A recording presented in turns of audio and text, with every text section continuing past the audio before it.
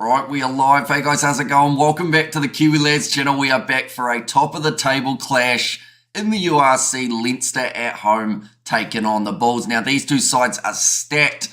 This is going to be a very important game when it comes to who will finish first in the overall URC table. But first of all, looking at that table. Now there are a lot of teams, so the writing is very small. But Leinster at the top of the bunch with 49 points. The Bulls theoretically can take first place here if they can get themselves a winning bonus point, which of course they would get from 4 or more tries. Glasgow right behind them on 44. Munster, Stormers, Edinburgh, Ulster and the Lions all still inside of that top 8. But looking through at the starting lineup, first of all, for the home side, Leinster, they are stacked with Irish talent. After the Six Nations, we are now seeing the return of a lot of those Irish internationals. Cian Healy, Ronan Kelleher and Michael Alalatoa will be the front row. Ross Maloney and Joe McCarthy as the 4-5. Then Ryan Beard at number 6. Josh Van den Flair at number 7. And Jack Conan there as number 8. So no Caelan Doris in the starting lineup, which I think is a massive, disadvantage for the Leinster side theoretically. But they've still got Jack Conan and Ryan Beard. So it's not exactly too bad for Leinster in this game. Luke McGrath at 9 with Harry Byrne as the starting 10.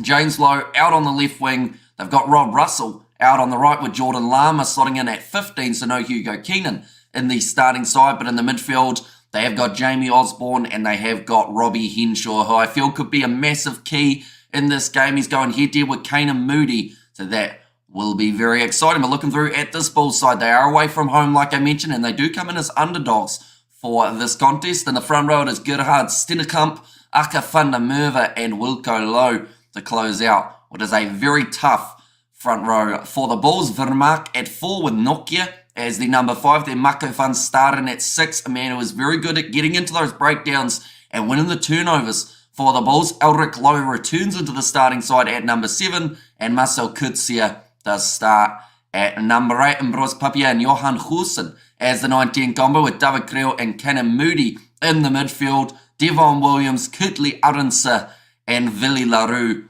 at number 15. This is a stacked side, like I said. Both of these teams are stacked, and whoever wins this game, I think will have to get a lot of points on the board to be able to do so. There's also the other side of things, which is we could see a low-scoring, close kind of contest, but I have a feeling that the tries will be running rampage, and so will the benches later on in this contest. For Leinster, Dan Sheehan, Milne and Furlong will be the front row replacements, so 2 Irish starters getting the opportunity off the bench here.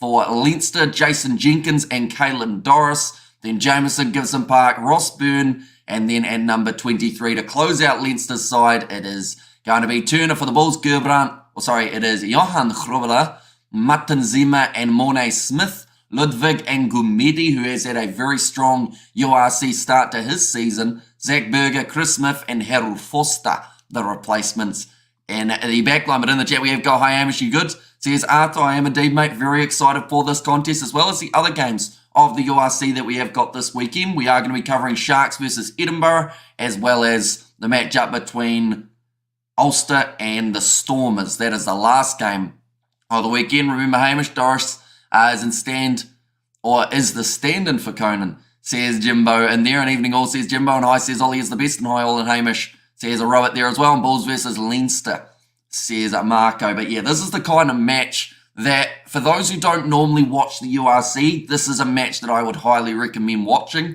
And I said it all throughout the Super Rugby live stream between the Chiefs and the Crusaders yesterday. Like, this is an unpredictable game. Plus, it's going to be a showcase of some of the best rugby that the URC has to offer. Now, sometimes when you have two good things, they don't go together, but this is one of those games that hopefully both sides step up, and it's going to be just like a test match between these two teams. Had to go with the draw here. Too close to call, says Arthur Harrison. Exactly right. Like, Leinster on paper and also in terms of the betting odds, they are favourites.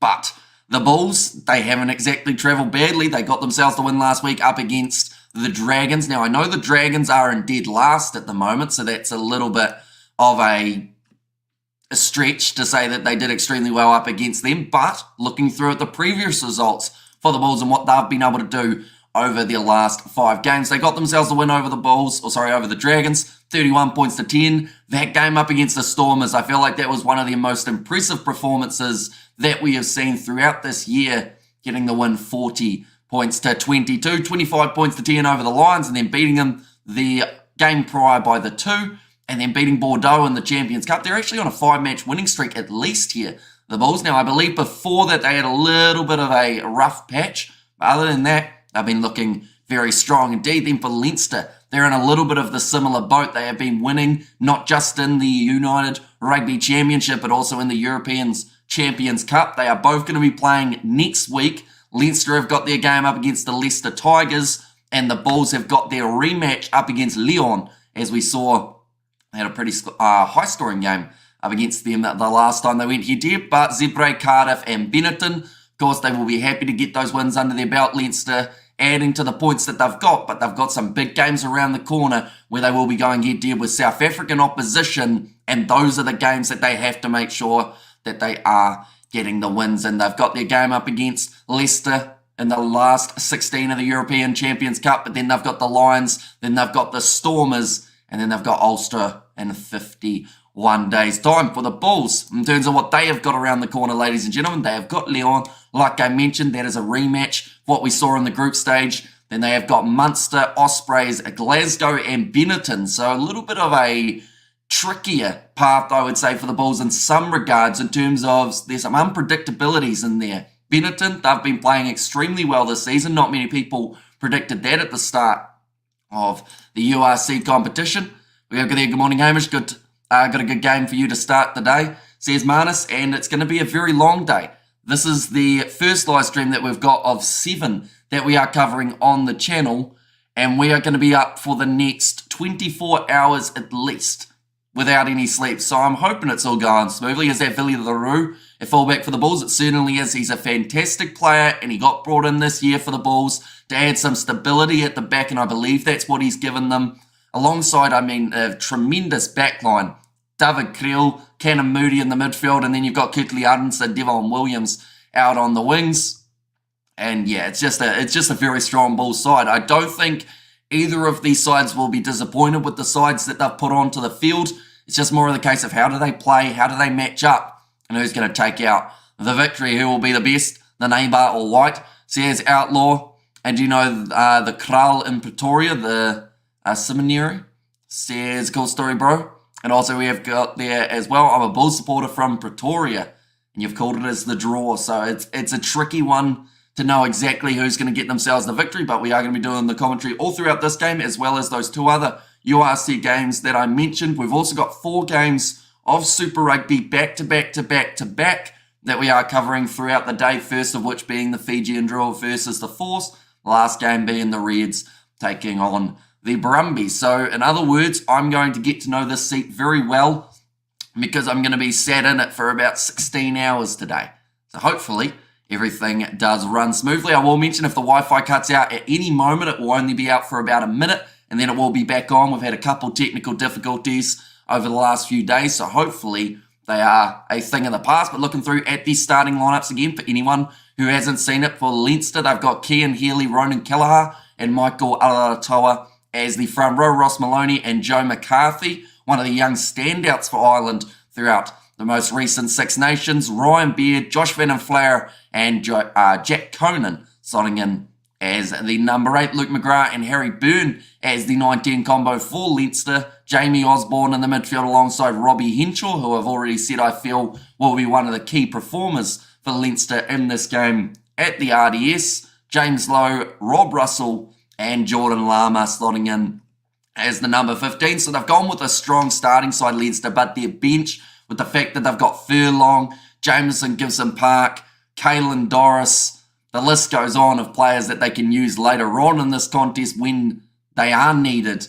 And the question is, how long will they wait before they decide to start unleashing that bench that they have got available? And speaking of unleashing the Bulls, they have unleashed a great starting side, including that back line that is looking extremely formidable at the front row. Gerhard Stenkamp, Akafana Merva, and Wilco Lowe. Then Ruan Vermaak alongside Ruan Nokia. So they got 2 Ruans and the lock and duo. Marco van Staden, Elric Lowe, he is going to be one to watch out for in this game. If I was a betting man, as you guys know I'm not because I'm terrible at betting, I would say he's going to score a try in this matchup. Marcel Coetzee, he is slotting in as the number 8, and Broz Papier and Johan Goosen as the starting foundation of this backline. David Kriel and Kanan Moody in the midfield with Devon Williams, Kurtley Arendse, and also Willie LaRue at number 15. So great sides across the board for these two teams. We are only less than 5 minutes away from the start of this contest, you freak of nature. Loving my sleep, says Arthur. I mean, I don't mind my sleep either, to be honest. There's just too much rugby on. We don't get a break in between the games, really. Like, there's a 30-minute break, then a 30-minute break, maybe like an hour and a half break in between a couple of them, but that's still not long enough to get some decent sleep in. And cool, happy for LaRue to be back playing for South Africa teams instead of earning big bucks playing around the world, says Marco. I'd like to think that they would have, I guess, given him a decent chunk of change for playing back for the Bulls rather than being in Japan or anywhere else. Maybe he's going for that Springbok captain. I know that Rassie Erasmus recently said he wants a captain who plays in South Africa. Could Willie LaRue be that man? We know he loves chatting and he knows the referees pretty well because he does talk to them quite often. James Lowe versus Kurtley Arendse. Yeah. It's going to be a little bit of a prelim of what we're going to see when Ireland go to South Africa in only about 4 months' time. And it's going to be very entertaining. Good evening, Ball Supporter here from Benoni. Says Ockert there in first try, says Jimbo. It's hard to predict who is going to get the first try, but I honestly think that we're going to see a first try from the Bulls. And then from there, I think we are going to see Leinster manage to fire back a little bit. And I think it's going to be extremely close at halftime. Bulls have 4 home games and Loftus will be packed. Says Arthur, go Bulls, go. Says Horian, and also good evening, Hamish. So excited for this game. Hope you have a good Easter weekend. Says Rooston, a hard game indeed for the Bulls, says Outlaw. Your next live stream after this one is about in 4 hours, so it's a brilliant opportunity for you to get some sleep in. Although I just finished sleeping for about 8 hours, so I don't think I'd sleep very well. Plus, we've still got a lot of editing to get done before that next live stream and all those other ones that we are still setting up. And ask Stormers what that's like. Says Arthur. And also we got their Go Bulls goes. Good evening, Hamish. So excited for this game. And go the Bulls. And the world is weird without Gary Ringrose. I'll be honest, when I looked through at Leinster's lineup and saw that he wasn't there, it did make me a little bit more concerned for Leinster. But like I've said, they've got 10 of the Six Nations champions coming back in for this game. So it's still a decent amount. Hamish, let's bet on Arendse scoring. Says Luke, well, the big thing for Kurtley Arendse to get a try in this game, he's going to need his backline to get that ball out to him. Sometimes you can have the world-class wingers on the wing, but if the distribution game is not there, we're going to see maybe a little bit less of the ball in his hands. And Leinster, they will try and rush up. They will try and stop that momentum flowing. But if the Bulls are good enough and they have the right tactics, they should be able to get it out wide and they should be able to create opportunities for Kurtley Arendse and also Devon Williams out on the other wing. I think that Williams is just as likely to get himself a try in this game. He's going head-to-head with Rob Russell rather than James Lowe. And Bulls should take this one, says Godfrey Peterson. And there as well. And they do come in as slight underdogs for this game, the VODACOM Bulls. But I by no means feel that they are out of this contest at all. They are going to be wearing the white with a little bit of blue trim for this game. They are just making their way onto the field now, led by Marcel Coetzee. Needs a massive game here. He is in that starting lineup at number 8. Gourmet's been in fantastic form. So he's got to make sure that he can perform here or else Gourmet may take that spot back. Marco van Staden, of course, he is going to be starting at number 6. And then at number 7, for anyone who doesn't know, it is Elric Lowe. So a very handy option to have there as well. World-class winger, but centres not feeding their wings. Rico Ioane 2020-22. Solomon Kata, entire Warriors career, says Marco. And there as well. And Creel Moody combo. Going to be awesome tonight, says Ocker. And yeah, I feel like David Creel's one of the underappreciated players in this Bull side in terms of what he's able to do for that team, because there are so many times where he gets a try assist and everyone just goes, look at the guy who scored the try, look at Moody, look at Arendse, look at whoever else they've got in that midfield. Sebastian de Klerk, I think, was playing a little bit in that midfield as well. But like at the end of the day, David Creel, I think he's getting more assists at the moment than pretty much anyone with what he's able to do, and he's getting a lot of running meters as well. Well, we are just about ready to go. Leinster are now onto the field. Willie LaRue looking cool, calm and collected. Is he going to be playing for the Springboks when they take on Ireland in July? We will soon find out, but it is Johan Goosen who kicks it off high for the Bulls, and we are now underway for this contest of the URC. A top of the table clash, number 1 Leinster versus number 2 the VODACOM Bulls, and straight away rush defence there from Gerhard Stinnechamp to try and shut down Leinster's forward pack. Luke McGrath back into the pocket, and our Harry Byrne puts it high. And game is one up front. Wilco lowers back. Says Cliff there, nicely taken by Willie LaRue. Gets the offload away to Kanan Moody. Wrestle down on the halfway line here for the VODACOM Bulls. They will get the first real sign of attack in this contest. Unless, of course, Ambrose Papia decides he wants to kick this, which I think is actually what was going to be the case. Yes, he does. Put it high. It looks like nice weather at the moment at the RDS. That's going to be knocked on, though, from Rob Russell. Now gives the ball to the VODACOM Bulls. Good work in the breakdown from Van den Flair, and they'll go back for the original scrum. We have got there, Creel will be in the next alignment camp for the Boks, says Ockhurt. And Conan to remind us all how good at number 8 he is, says Jimbo.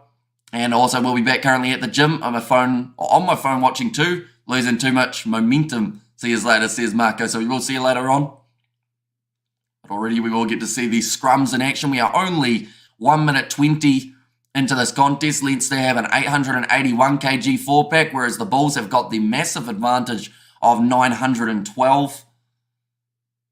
They'll be trying to use that extra power and extra strength that they have got on paper against this Leinster pack. Of course, some of those players for Leinster have recently taken out a Six Nations title. The Bulls looking to take out their first URC title this year, as well as a Champions Cup alongside it. There is too much movement at scrum time, says the referee. We'll have another one. Do Leinster play their matches at the Aviva too? They sometimes do play at the Aviva, I believe. Normally it's the big playoff games that we do see at the Aviva, as well as the Champions Cup fixtures. But I believe the RDS, they kind of split between RDS as well as the Aviva, if I'm correct there. Hopefully someone can correct me if I'm wrong. I love your live streams. Keep up the good work, says Tar Nation. Thank you very much, mate. Hugely appreciated. We have got plenty more coming this weekend for the URC. We have got the Sharks versus Edinburgh game, as well as Ulster versus Stormers, that we are covering later on in the day. As the field dry, says Outlaw. It doesn't look too bad overall. Like, there might be a little bit of surface moisture as you normally get with a nighttime game, but aside from that, like, it doesn't look like it's raining, and it looks like they're getting some decent grip at the moment, the players. So I'd say it's probably ideal conditions. That's going to be the penalty going the way of the Bulls. Raining for days here, says Jimbo. I must have given a little bit of a break in the rain, though, for this contest by the looks of it. Not a lot of it falling at the moment at the RDS. Oh, yeah, I've got their Bulls supporter, says Timothy Peterson. Yeah, the front row going down there on this near side. I believe that would have been Key and Healy. And the Bulls decide that they want to kick this one for the corner rather than going for the 3 points. Seeing signs of aggression early from the side in second place. Of course, if they win this game with a bonus point, they will actually take first place off Leinster. How's the weather by you, Hamish? Says, look, it's all right. There's a few rain clouds around, but it's not raining yet, so that's a bonus. Now, Aka van der Merwe, nicely thrown in to Ruan Nokia. Are you a New Zealander or an Australian? I am from New Zealand. Now, off the back, Aka van der Merwe. Nice low tackle made by Ronan Kelleher on his opposite number now. And Bruce Papia back across to Marcel Kurtzia. Not able to get through the tackle attempted. Jack Conan Mako van Staden. Good leg drive. Makes an extra 15 or so metres for the Bulls. And Bruce Papia goes off to the left-hand side. Big man Ulrich Lowe. Coming back into the starting side. And now Gerhard Stinnechamp making more metres. Bulls just out from the 22. Cross kick attempted. It was a poor one. A little bit uncharacteristic from Johan Goosen just throwing the ball away, but it has come back to the Bulls after Leinster did their clearing kick. Now Ronan Kelleher kicks it through the middle of the breakdown. The Bulls are back on their own 22 with Johan Goosen, whose cross kick did cause this pressure, and now he's been tackled from not kicking the ball. Bros Papier going to have this one available. Looks like Elric Lowe having a bit of a wrestle here with Ryan Beard, trying to hold him down. It was frustrating Beard very much. Kicked high, nicely taken this time by Harry Byrne. McCarthy lobs it up. Now Russell, no, he slips in there. In fact, that would have been the man at number 12, Jamie Osborne. Flat pass, rush defence from Elric Lowe, but he did time it to perfection in the eyes of the referee. Now Van den Flair, that is a forward pass out wide. Lot of pressure from the Bulls coming at Leinster, and it seems like at the moment it's a little bit stop-start, it's a little bit scrappy, and neither side really know how to get around the opposition defence, but Elric Lowe getting a lot of credit for that one, rushing in, stopping that backline from being able to function. Now we are going to have another scrum this time. The Bulls will once again have themselves the scrum feed here. Already 5.5 minutes through this contest. Seems like it is going to be a relatively low scoring one. Okay, Elric Lowe just getting the warning there from the referee, pretty much saying that last breakdown when you had the guy in full mount, as they call it in the MMA, he said, you're not allowed to do that anymore. He said, play the game, not the man. And do Australians and England people speak the same? No. Australia has a lot more twang. No, Luke, sorry. Says Jimbo. Wait, so they haven't got Luke McGrath as the starting 9? I'm just looking around. I haven't actually seen the Leinster halfback as of yet. No, that's Luke McGrath, isn't it? Now, going to be going for the big scrum here, another advantage. Is that Luke McGrath? I've forgotten what McGrath looks like. It kind of looks like him. And we have got there only if Australians live in the USA for a while. This cool story, bro. Ball is available now for Elric Lowe. Trying to break through the oncoming challenge. The ball's knocked on, but they're going back for the original penalty. Once again in favour of the Bulls. This time against Josh Van den Flair. That is 3 in a row now that Leinster have conceded. It's only within the first kind of 7 minutes or so. Or in fact, that's the second in a row. My apologies. At scrum time.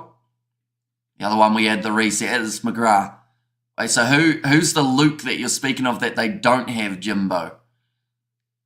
We have got their Crusaders ain't making the playoffs, I reckon, says Max Cottle. I mean, at least they've got themselves their first win under the belt, though. That is a massive start for the Crusaders, and I've said it all the way through. I would not want to be the team that has to face them in the playoffs if they're coming in as 7th or 8th ranked team, because that will more than likely mean that if they do find their footing as the competition wears on, they'll knock out one of the favourites. And Bulls hooker popped up first there, says Joseph, so that would have been Acha van der Merwe. In that case, did David win his money back on betting on the Rebels? Luke Chatlow, says a Jimbo there. I see. Sorry, I got confused. And now, Johan Hussen lining up this kick. They've decided that they want the 3 points, and he has managed to get it over, so that will now make the score 3 points to 0 in favour of the away side. So no tries being scored as of yet. A very strong bench being shown there for the Bulls, but of course Leinster, they have got their own firepower coming off the bench later on in this contest. But a good start for the Bulls. Leinster haven't quite found their rhythm as of yet, and of course with so many players returning from that Six Nations squad, that can be a blessing, but it can also be a little bit of a curse. They have to make sure that they find that cohesion and the chemistry early. Big run forward from Elric Lowe to move up to the 22. Fantastic carry back from the kickoff. And Bros Papier looking to go off to the left-hand side to Wilco Lowe. Now it looks like he is setting up to kick it up a little bit higher. Bros Papier, no one really challenging that one for Leinster. That extra 40 kgs is showing. Says Jimbo. That one has gone into touch. Decent clearing one. Will be about 38 metres out. In fact, I think that's hit. Yeah, that's hit Rob Russell, I believe. That means that it is actually going to be the line out here. Oh no, he just missed it. I think the confusion was the fact that he wasn't actually able to play it and it bounced into touch. Now, Luke McGrath across to Byrne. He's going for the up and under tactic. down towards the 22, taken right on the verge of a mark for Villy LaRue, but he has managed to clean it up. Now Leinster looking for the turnover penalty. They've been told to leave it though. And Bulls build scoreboard pressure. And what position did you play when you play rugby? I was on the wing, believe it or not. But now I doubt I could play wing because I'm nowhere near as quick as I used to be. Now nicely passed on the outside from Devon Williams. Cannon Moody took the risky offload on. And it rolls into touch. Now Leinster have got themselves the line out from just inside of the Bulls 22. Morena couldn't sleep to wait for this game. I thought it was live on TV, says Mr. Orland. It is on TVNZ Plus if you are here in New Zealand, Mr. Orland, so you will be able to watch it if you have got TVNZ Plus. If you don't, all you need to do is pretty much put your email in and then just make an account. Like, it's completely free and you won't get charged or anything. And from there, you'll be able to watch this game take place. Now, Ronan Kelleher to throw this ball in over the top, and it's claimed by Aka van der Merwe. So another mistake coming from Leinster, although this time it is a knock-on from the Bulls. And Leinster have got that one back with Byrne. McGrath goes across to the big man, Jack Conan, trying to bust through this Bulls physical defence. They have not conceded a huge amount of points throughout the season, and that is mainly down to the way that their defence is able to shut down the opposition backline. James Lowe, he's out on the wing. We have not seen him with the ball as of yet. We may be able to soon. Jordan Lama gets the offload away to James Lowe. Goes back to Robbie Henshaw. In fact, they say it's a knock-on. And now it's going to be another scrum in favour of the Bulls. I was joking about my 10K on the Highlanders. And this game is going to go down to the wire. And damn, all good. Best commentary on YouTube right here. Let's go. Says Mr. Orland. Jordan Lama managing to bust through that defensive line. Just to then look for that offload to James Lowe. And it's just a bit scrappy at the moment for Leinster. They don't seem settled. But I think that that's the effect that this Bulls side has had on opposition throughout this URC. I will show the table once more, ladies and gentlemen. We're talking about a Bulls side that have won their last 4 URC games. They're just showing a replay of something here that the crowd aren't too happy about. But there's still going to be that scrum feed for the Bulls. So they are sitting in second. If they win this game, they will move to first place.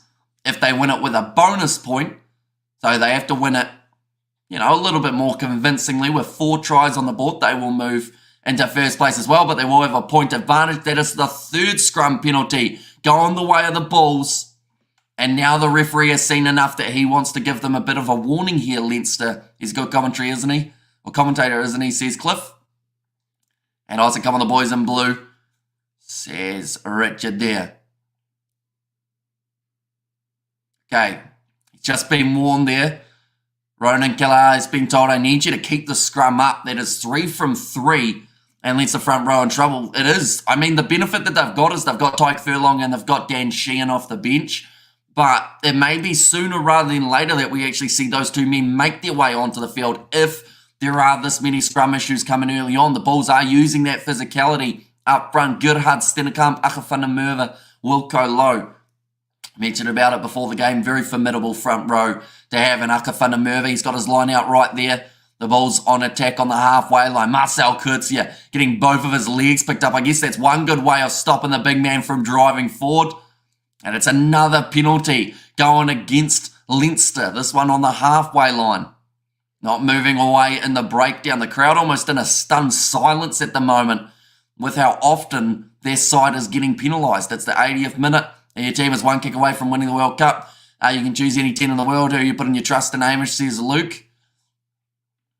I don't know, definitely not Stephen Petafetta off his current kicking form, that is for sure. Although he's got better, to be fair. Now 14 minutes gone in this contest. It does look like they are lining up another 3 points here for the Bulls. So that would actually give them the lead of 6 if Johan Goosen is able to get the kick over.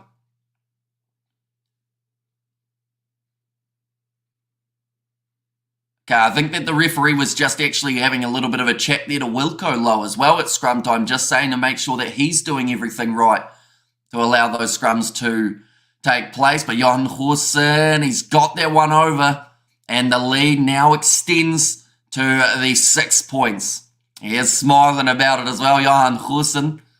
The way that he was smiling there, I feel like he didn't even think that was possibly going to have the legs on it, but it has just cleared the post, and Finn Russell-Luke says Jimbo. And there's Johnny Wilkinson says Eric Davison. It's going to be kicked off long by Leinster again. Close to the touchline, but cleaned up by Elric Lowe. And good evening / morning. Says Flesh and welcome in, mate. Hope you are doing extremely well.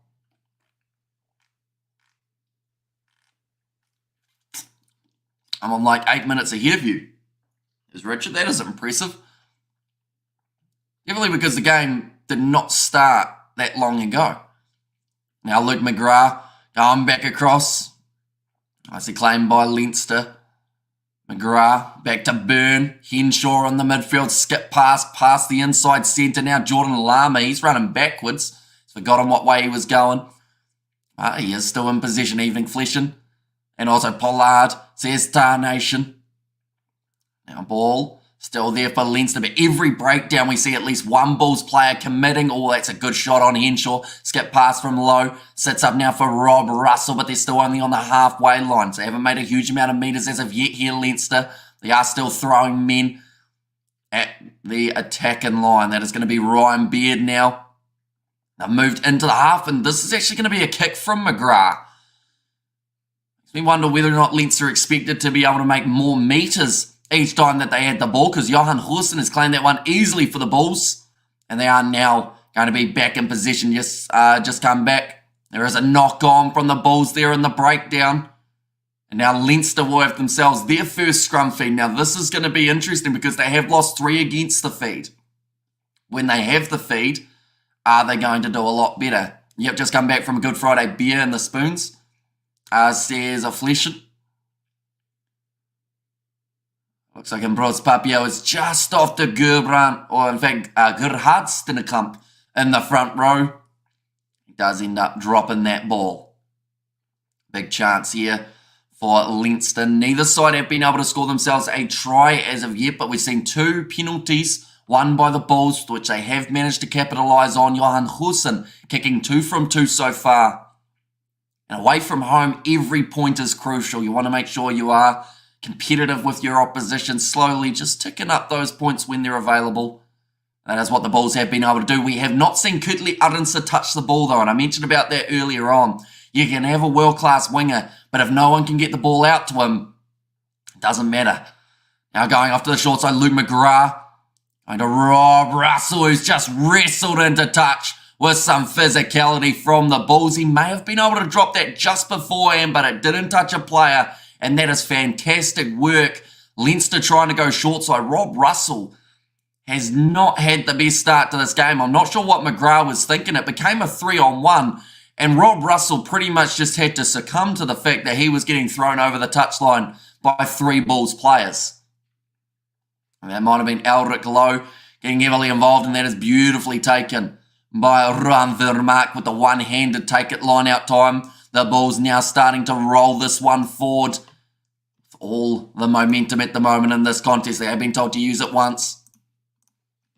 They have kicked it downfield. Nicely taken now by Rob Russell. Look for the offload. Gets it away to Jack Conan. And now the space starts to open up. Jordan Lama pins his ears back. Going straight through the opposition inside border. Osborne. Offload to Van den Flair.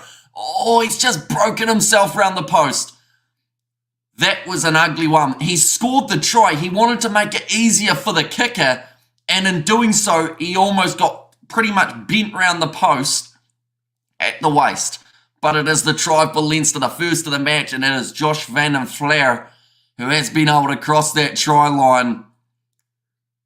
They're just checking on him. He looks like he's going to be all right. But that's not the way you want to get injured, by wrapping yourself around a post.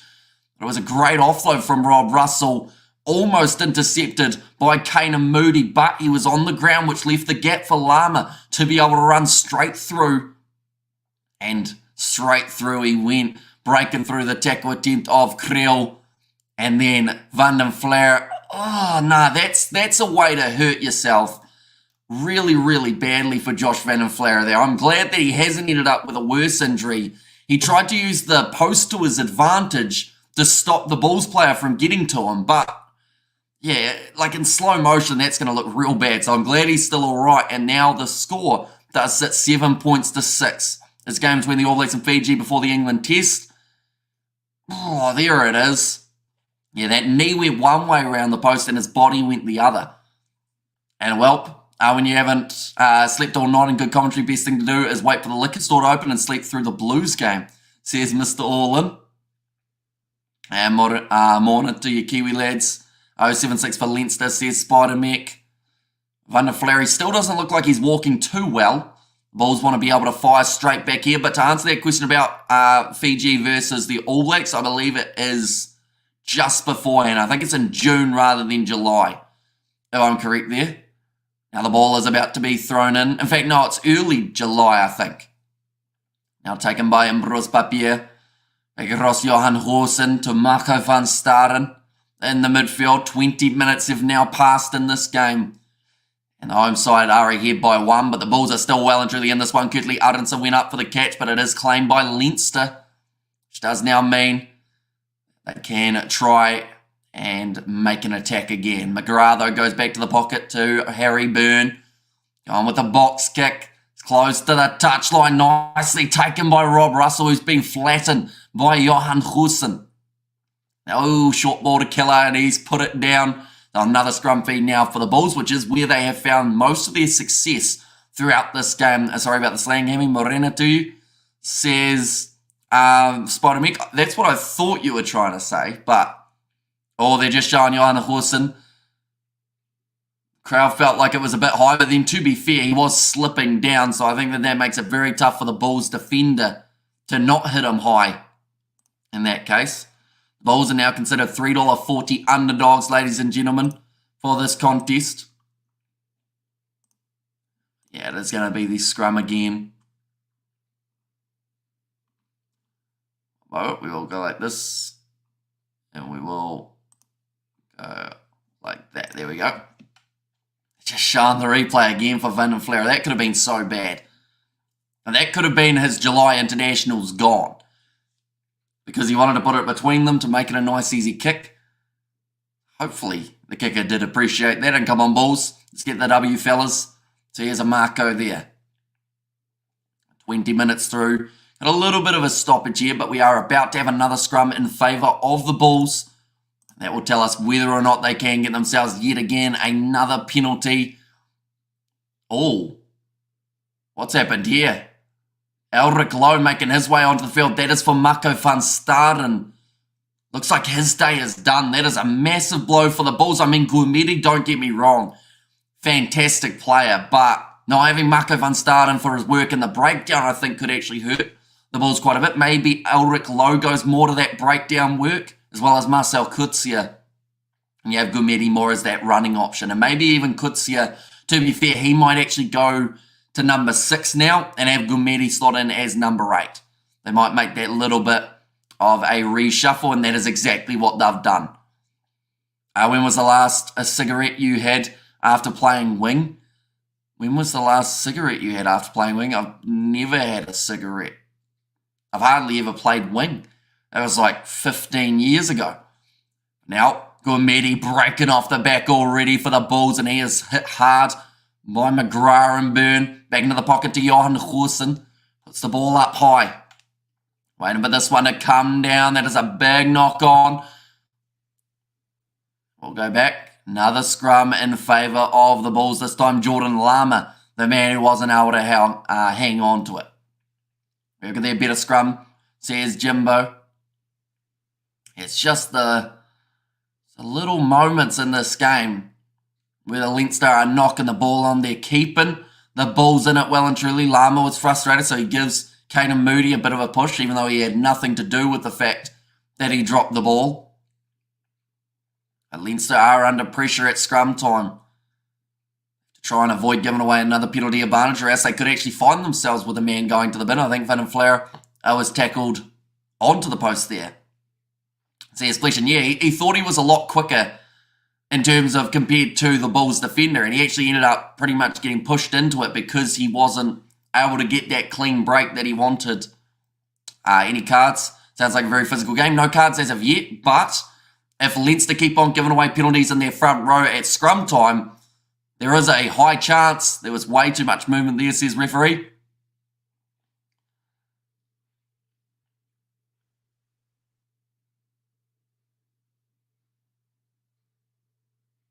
Okay, referee saying the last 3 scrums have been good. It is a Welsh referee for this contest.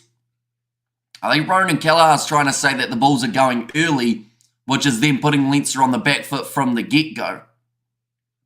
We see some players who are coming off the bench, Dan Sheehan, Tyke Furlong, as well as Caelan Doris, all of course taking part in that most recent Six Nations, where Ireland were able to get themselves the win. 23 minutes into this contest. And yes, Leinster, says Jimbo. That is a good, solid push. Ball has gone in, and Leinster this time managed to get themselves the penalty at scrum time. And that will give them a lot of confidence. That was Cian Healy this time, managing to bust over the top of Wilto Lowe, made his leg slip out from underneath him. And come on, the Bulls, we need a win, says Alfie Visa. And there as well, first time card are not used between Chiefs and his Crusaders, says Spider Mix. So yeah, we've had some decent discipline games recently, but yeah, just driving in Cian Healy.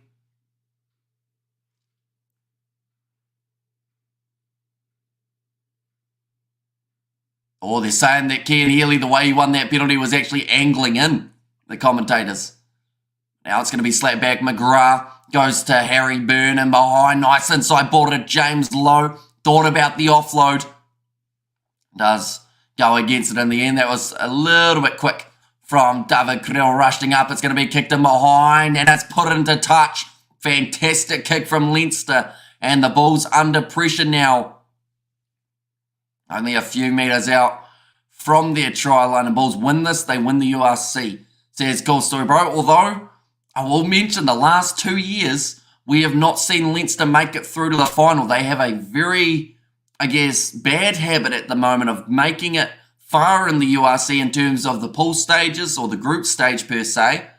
Regular season, they get themselves either top or second, but then they end up losing one of their most important games, either the semi or the quarter, that then knocks them out of the competition. But it is Aka van der Merwe now with the line out throw. 5 metres out from the line, Bulls will win. There's Julian Moses. Oh, van der Merwe throws it into the front nicely. Taking him Bruce Papia now, kicks it downfield. And it is now taken nicely by Rob Russell on the halfway line. Big shot coming on in by Marcel Kurtzia. The Bulls have to make sure that they do not concede again before the end of this first half. Harry Byrne going across there to Ross Maloney on the short side. In fact, that time it was Ryan Beard. Back across. I'm about to sneeze, ladies and gentlemen. One moment. We are quickly going to mute.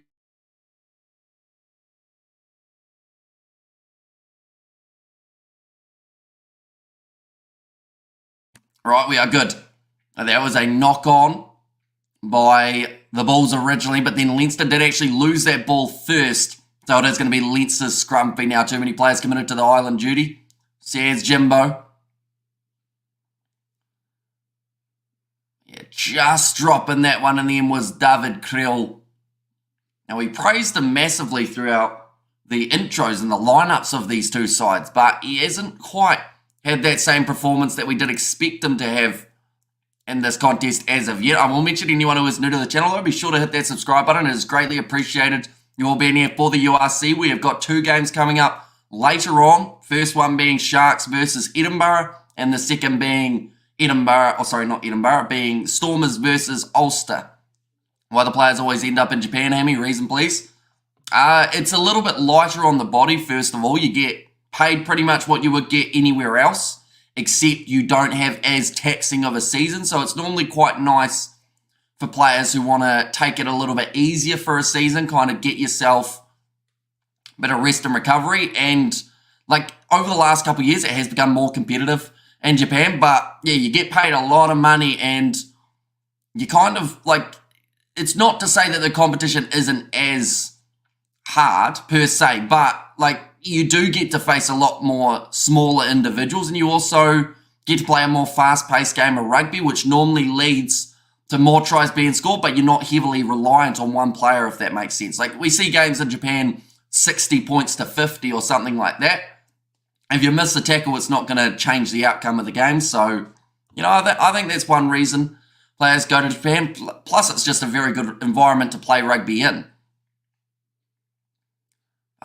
Leinster, after winning that penalty in the breakdown, I believe it was Gumedi actually came straight in through the side.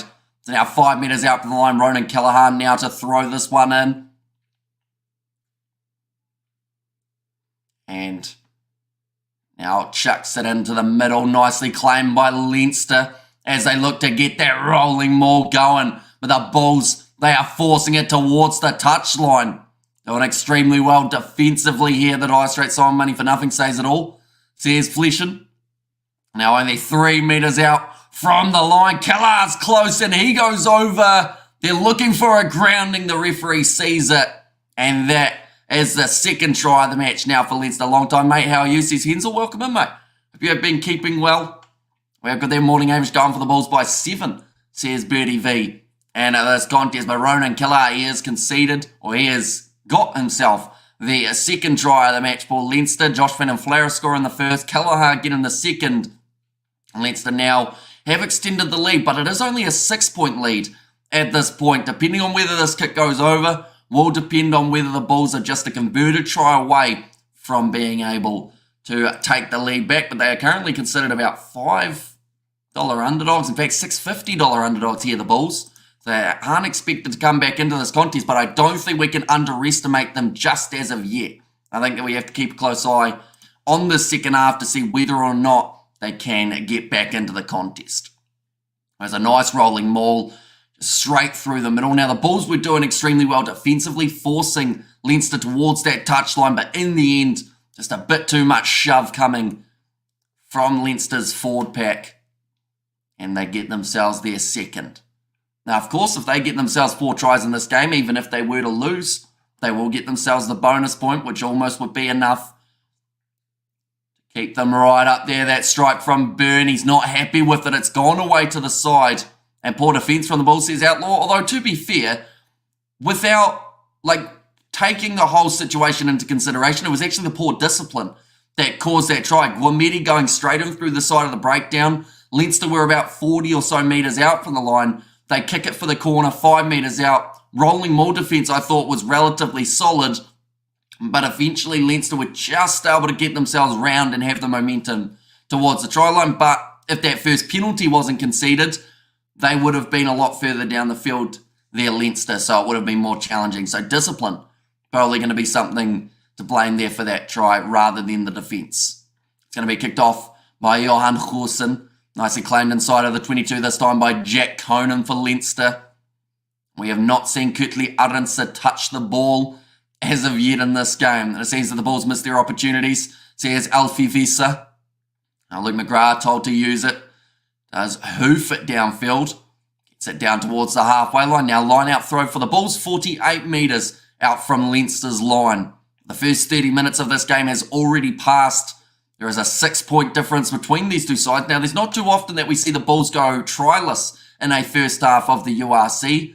Looking through at some of their most recent games, we will put it up on the screen as well. They have had a lot, one moment, there we go, a lot of points being scored, even in the games that they have struggled a little bit, such as that game up against the Lions. It was a bit more low scoring, but they still got 25 on the board in total. Kane and Mooney knocking that one on. Nicely cleaned up by Rob Russell, tackled by Arendse. But now that leaves the gap out on his wing, and here goes James Lowe flying down. Tries to kick it downfield, and he kicks it out on the full. So it does go back to where he tried to attempt the kick from, which is about 40 metres out from Leinster's own line here. It's a massive mistake from Lowe. Now gives the Bulls a little bit of a fighting chance. And Bulls defence too high. You defend the line, go low. Arendse and Lowe missing, says Jimbo. Yeah, neither man really has had a huge amount of the ball. Of course, James Lowe just got it and then put it out on the full, which was very unfortunate for him. But now chance at line out time for the Bulls. Someone who hasn't been able to avoid the ball in this game is Rob Russell. He's had a couple good moments, but he's had a few bad ones as well, and the Bulls just following him like he's a magnet at the moment. The rolling maul for the Bulls is set now. Akafana Merva hanging on to this one at the back. And they have been told to use it. Looks like Ambrose Papier is going for the box kick. Quickly Arendse chasing after this one. Isn't able to quite get to it, but he does manage to make the tackle. Bulls going for the counter ruck. They haven't managed to get it. We have got the 5 gifted memberships from Jimbo. Thank you very much, mate. Greatly appreciate it once again. That seems to be, I think that's a streak of about 5 or so weekends in a row, Jimbo. Or 5 streams that we've seen you on in a row anyway, that you have ended up gifting the 5. Bulls thought about the quick throw after Leinster put the ball into touch. Not the end of the world if the Bulls lose, says Outlaw. I mean, it will certainly annoy them. They felt like going into this contest, they had a very good chance of being able to take out the victory. They still do. I mean, we've got to remember, we're only 33 minutes in. It is too early to give up on the Bulls at this stage of the contest. 47 minutes left. A lot can change in that time. And Aka van der Merwe now ready to throw this one in. Nicely claimed by Elric Lowe. Offloads up to Aka van der Merwe. Now across to the left. David Creel. Wrestled backwards there by, I believe it was Cian Healy in the end. Rush defence from Leinster working well. Got to make the chat buddies, or got to make my chat buddies green, says a Jimbo, and you're certainly doing that with all of your gifted memberships. Going high, Villy LaRue. Boots it downfield, nicely taken. Another player we haven't seen in this game, Devon Williams, for the Bulls. So neither winger has been able to get involved throughout this first half other than chasing kicks. And also, I guess, competing for the ball in the air, but it's taken back. James Lowe, big boot downfield, claimed by the Bulls just outside of their 22. Villy LaRue going across now to Johan Goosen, runs it up to the halfway line, and he's busted straight through. Pass on the outside. Here comes Kurtley Arendse, and he scores the try. Decides he wants to take contact. I think he's knocked out his opposite number as well there. Looks like he might have been injured. One of the Leinster players went in a little bit high. He was trying to save the try, but instead he's now knocked himself out. And we have got there, come on the ball, says Johannes. But first touch for Kurtley Arendse in this game, and he scores the try. Johan Goosen, fantastic run from him. I don't think Leinster were anticipating him to run it the way that he did. And then Arendse, no defenders in front of him. Lama went in too high and ends up pretty much getting a elbow to the head. Just going to look at the replay here. Lama came flying across. Oh, no, he ate the shoulder there, Luke McGrath. That is why he has stayed down. Kurtley Arendse scores a try, woo-woo, says Ochert. And also McGrath has to be yellow for that, says Jimbo. Although the situation they're in is McGrath, like, he has wrecked. He's gone high, but he's actually hit the shoulder of Kurtley Arendse. Oh, and Arendse giving the crowd a little bit of stick, saying he couldn't hear them. Looks like it's going to be play on. But yeah, if McGrath had hit Arendse in the head, probably would have been a yellow, if not a red. But because it was Arense's shoulder that hit McGrath in the head, it's just classed as McGrath going a little bit too high. Head on head, says Jimbo. I think it was McGrath's shoulder, or sorry, McGrath's head straight into the shoulder of Kurtley Arendse in the slow-mo, I believe. Or is it? We're going to... Oh, no, he does get him a little bit from the other angle. Does give him a bit of a smooch on the side of the face. I think he's going to be in a little bit of trouble here, Luke McGrath, and they are going to go upstairs. So from that initial behind angle, it did look like shoulder. But from that angle, front on and slow-mo, does look like there's going to be a bit of oomph in that one. There's head contact. Luke McGrath probably doesn't remember making the tackle, but they are going to have to make that sub anyway. Except they won't be able to sub him because he's going to end up with at least a yellow card here. Red every day, says Jimbo. But it's a really weird tackle attempt from McGrath because I don't know what he thought was going to happen. Because Kurtley Arendse had a good 3 or 4 meters until he got to the sideline, theoretically, right? So worst comes to worst, you force him a couple meters sideways, he still scores it. A lot of the power seems to be going through the body, is the comment from the team. I'm not sure where he's from. I think Wales as well. They do have foul play. We agree that most of the force goes through the body. Sounds like they're going to go with a yellow card here. And it's a yellow. It's 2024 laws in 20 minutes. There's cool story, bro. And they're looking for Luke McGrath at the moment. McGrath has already gone off, though, because of the HIA. Okay, they're looking for the captain. No one knows who the captain is. I think Ross Maloney is now going to be the captain. So it is going to be a yellow card here for Luke McGrath. But yeah, just a really, like, I'm going to say, it's a really dumb tackle because you're not going to force him dead. Your best bet is to try and wrap around that ball and slap it out of his hands. That is your best bet. And if you miss that, he's scoring the try anyway.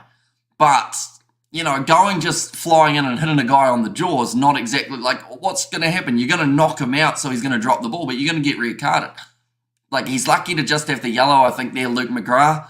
And I have no idea what his plan was going into that tackle. But now the Bulls are going to be one-man advantage. They did get themselves the try. Makes the score 11 points to 12. In fact, 13 to 12, sorry, with this kick that has already gone over. He's Welsh, so that attempt was appalling, Hamish. Tears Flesh, and I thought it was a decent Welsh accent for a Kiwi, wasn't it? Is evidence okay? Yep, he is fine. He's still out there on the field. So he's going to continue this match. And he got his first try of the contest, but nicely claimed by Elriclo inside of the 22 now for the Bulls. Aaron's has head protector on, says a Jimbo. Yeah, although that doesn't take all the contact away. Like the referee said, most of the contact was on the body. That is a bad Welsh accent, isn't it? So yeah, that is why he is all right. Now Kean Healy goes across to the left-hand side for Leinster, playing with a man disadvantage and playing with a 1-point disadvantage, I believe. Although the scoreboard actually has them at 11 points. Whereas this one has them at 13, so I don't quite know who to believe. I don't remember the kick. The penalty goes the way of the Bulls, though. They will have another opportunity just before the end of the first half. Looks better, Bulls. Says Outlaw. You sound Austrian. Says Jimbo. I know it was Welsh, so job done. Says, cool story, bro. I thought Healy was going to 9 for a second there. Marcel Kutsia manages to get another turnover for a side, and it looks like now Johan Goosen will kick this one towards the corner. I know your fellow sheepshagger should have done better, says Vleschen. Welsh is hard, though. Like, you ever hear someone speaking in Welsh and just go, you're just making stuff up, mate? It's probably very offensive for people from Wales, so I do apologise. But, like, I have no idea of a single word other than Cymru. Well, that's supposed to be Cymru, or Cymru, isn't it? Maybe a little Swedish. And the conversion was missed, says Gavin there. So score should be 12 points to 11. Scoreboard's just got a little bit too keen.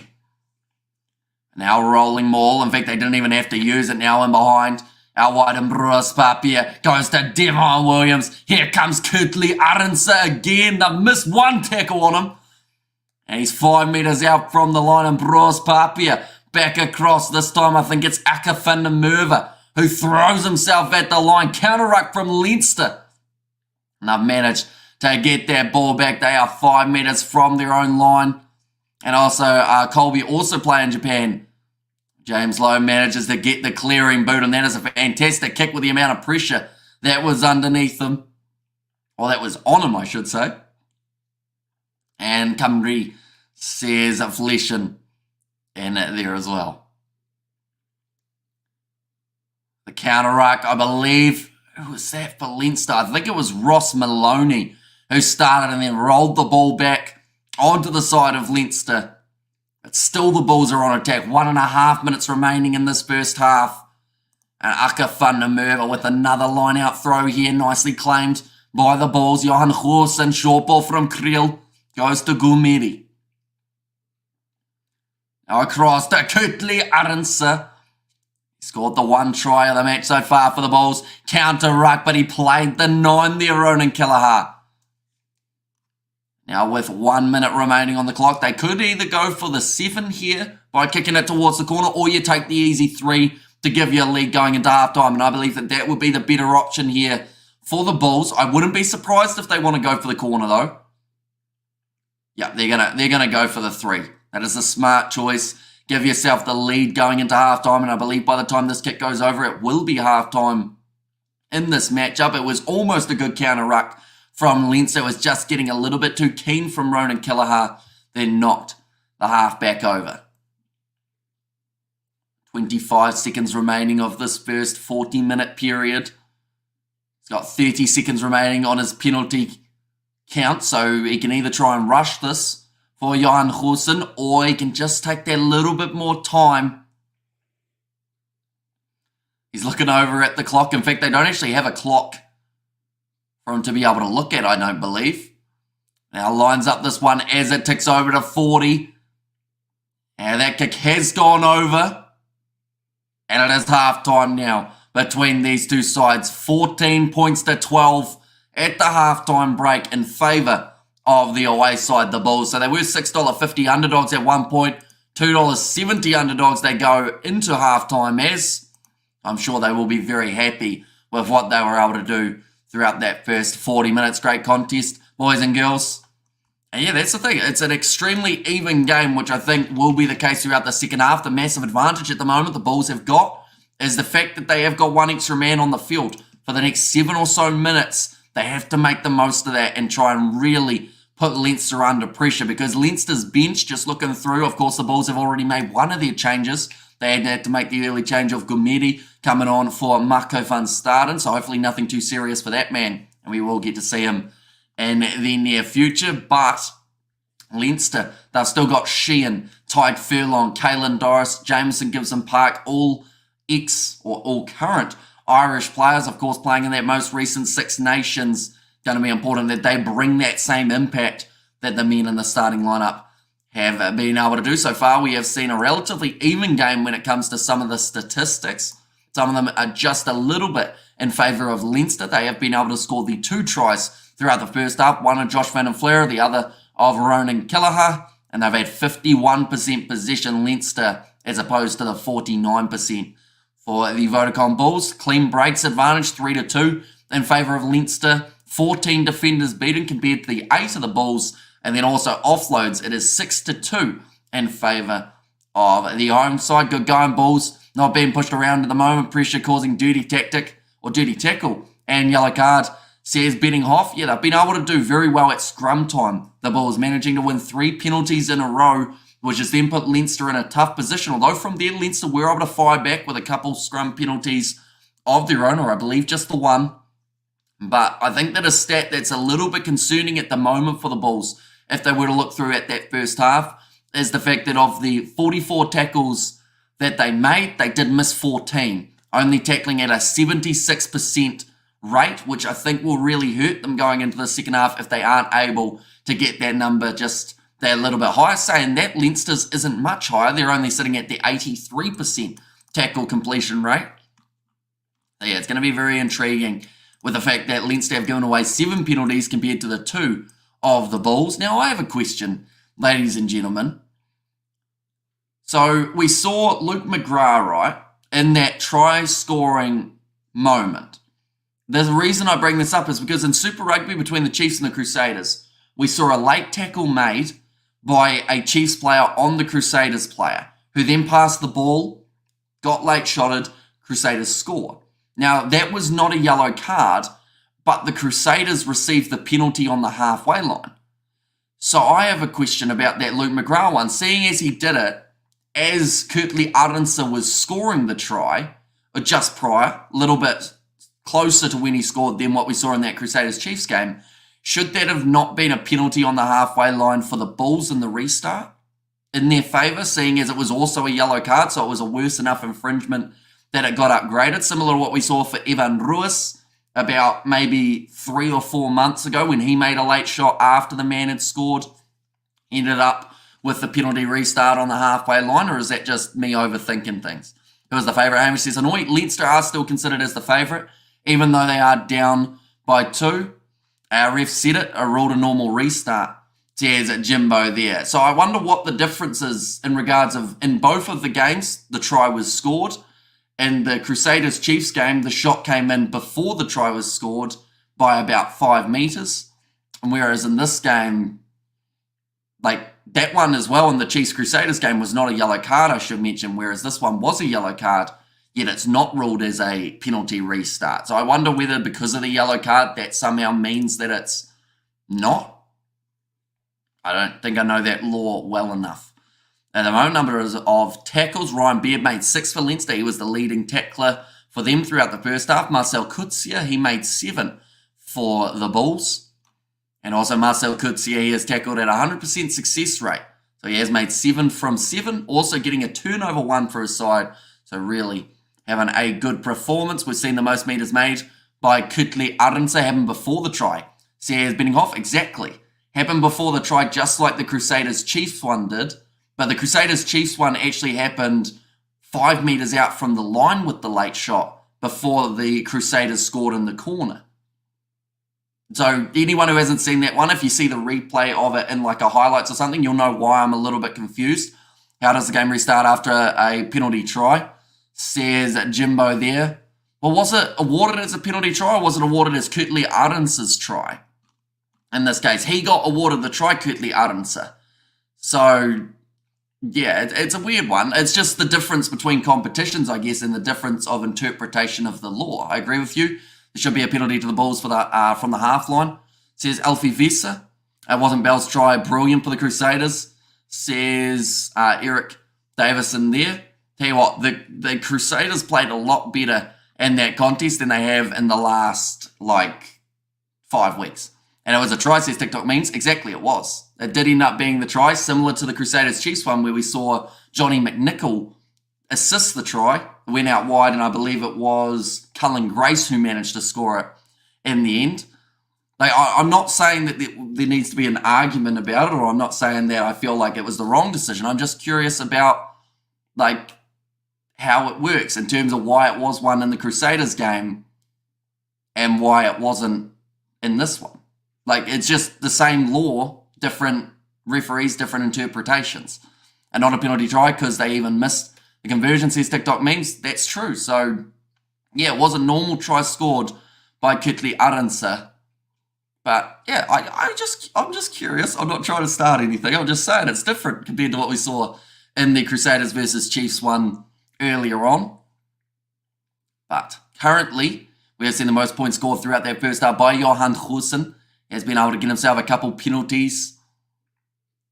And the Bulls just scoring that 1 try throughout that first half. If they get another 3 in the second half, that will put them in a position where they do get themselves a bonus point. Also alongside that, Leinster need 2 more tries to get themselves the attacking bonus point in this contest.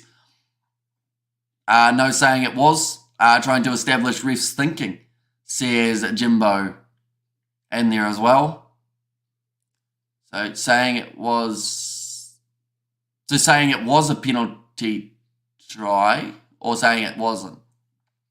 It's similar to the tackle on Farrell that was ignored, says Eric, and also if it was a penalty try, it would automatically be 7 points. That is true. Misconversion from Johan Goosen. They're just showing a replay here.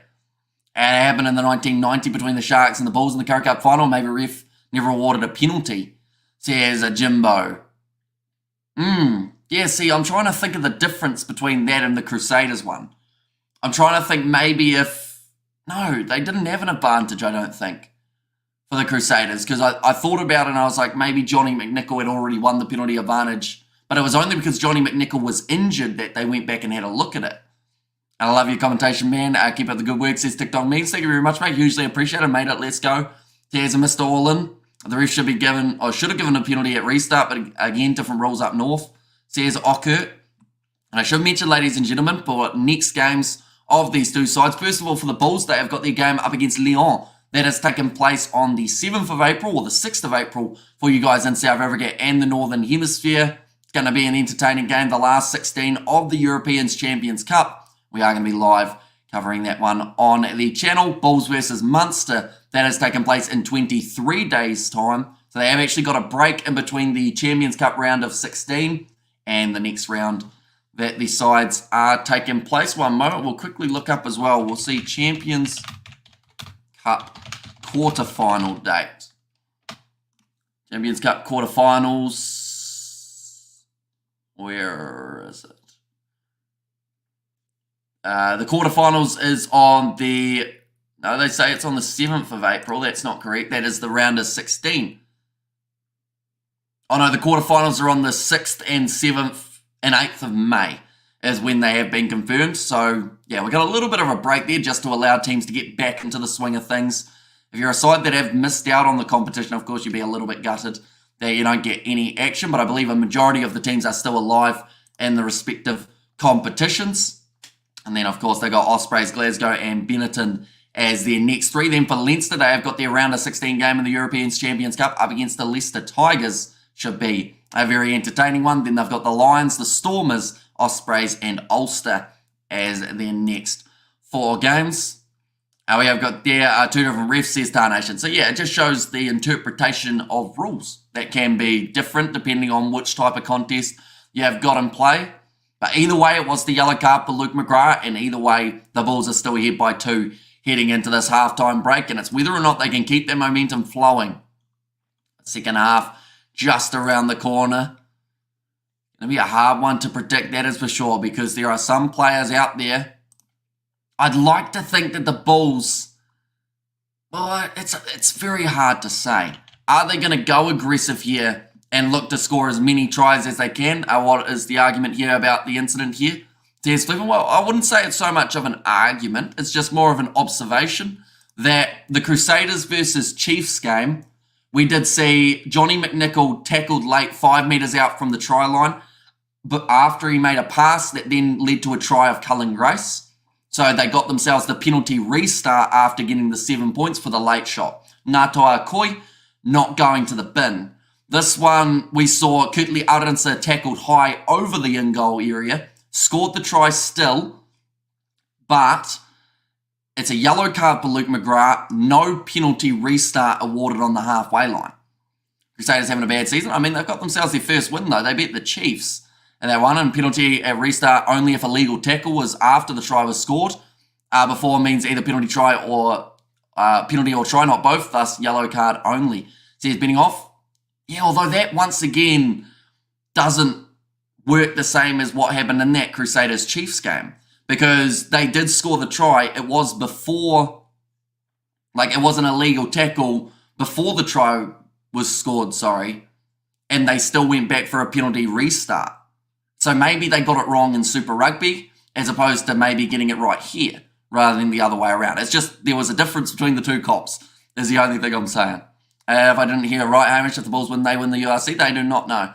Now, there's still a long way to go in the URC. Now, still another 7 or so weeks remaining of this competition.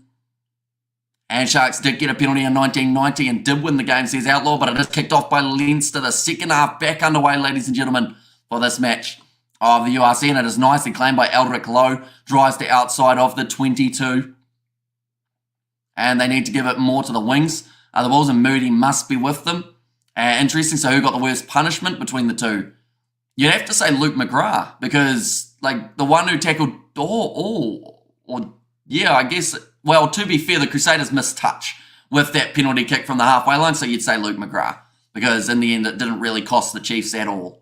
This ain't Super Rugby Man says TikTok memes. And now there's going to be the penalty going the way of Leinster. So they are able to put it into the corner, and they are only 5 metres out from the line now with a fantastic chance to get themselves the early lead. And at the second half, early penalty given away by the Bulls. Not what they wanted at the start of the second 40. Now Ronan Kelleher to throw this ball in here. Nicely taken by Ross Maloney, although brilliant defence from the Bulls. Once again, forcing him towards the sideline. I think that one tried to peel around the side. Ranokia, he's got a hand on the ball. Alala Toa saying he's got to get out of there. Referee disagrees. The ball has popped out the back door, and Leinster have still got this one, but a huge amount of pressure. Gourmeti gets the turnover, but the penalty goes the way of the Bulls. Goes the way of Leinster. Had to rewind, bloody ads. Cheers, mate. There's Mr. All-In. It was good for the Bulls to take the penalty. First, make sure you are comfortable in front before going for the corner for a possible try, says Alfie Visa. That's true. They wanted to get their lead going into halftime. Leinster once again kicked this one for the corner.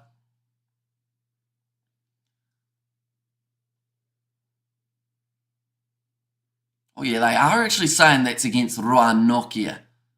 So I thought initially the touch judge said, nah, he's all right. Now line out throw for Leinster again. So Jameson Gizempaki is just warming up here. Of course, Luke McGrath, not only did he get the yellow card, he also probably got a concussion, so he will not be returning to the field for Leinster. Gives a perfect opportunity for Jameson Gizempaki to get straight into his work when that yellow card has come to a close. But now Ronan Killaha throwing this one in, not claimed cleanly. It's actually all over the place. But Leinster, with Josh Van and Flair, they've been able to clean it up. They're trying to hold him up. They were told to release. It's a really ugly breakdown. But still on the side of Leinster. The Bulls looking relentless, though, when it comes to those breakdowns. Trying to get that early turnover. Joe McCarthy hit twice by the Bulls defence there. Now going to the left-hand side. Run forward from Ronan Killaha. Across, Josh Van and Flair. In behind, numbers on the outside. Robbie Henshaw gets the offload away to Jamie Osborne. Now, for a player who I said would be a key in this game, Robbie Henshaw, we've hardly seen the bloke.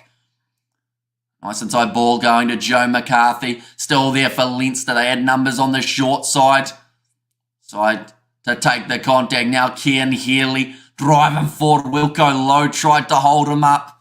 Good physicality shown by both sides in the early stages of the second half. That is 10 phases in a row. Jordan Lama, short ball to Ryan Beard, forced backwards. Gourmeti trying to get in there, loses his footing and can't get the turnover. Oh, he might have got a bit of a stinger on the shoulder as well when he tried to pull it out of the breakdown.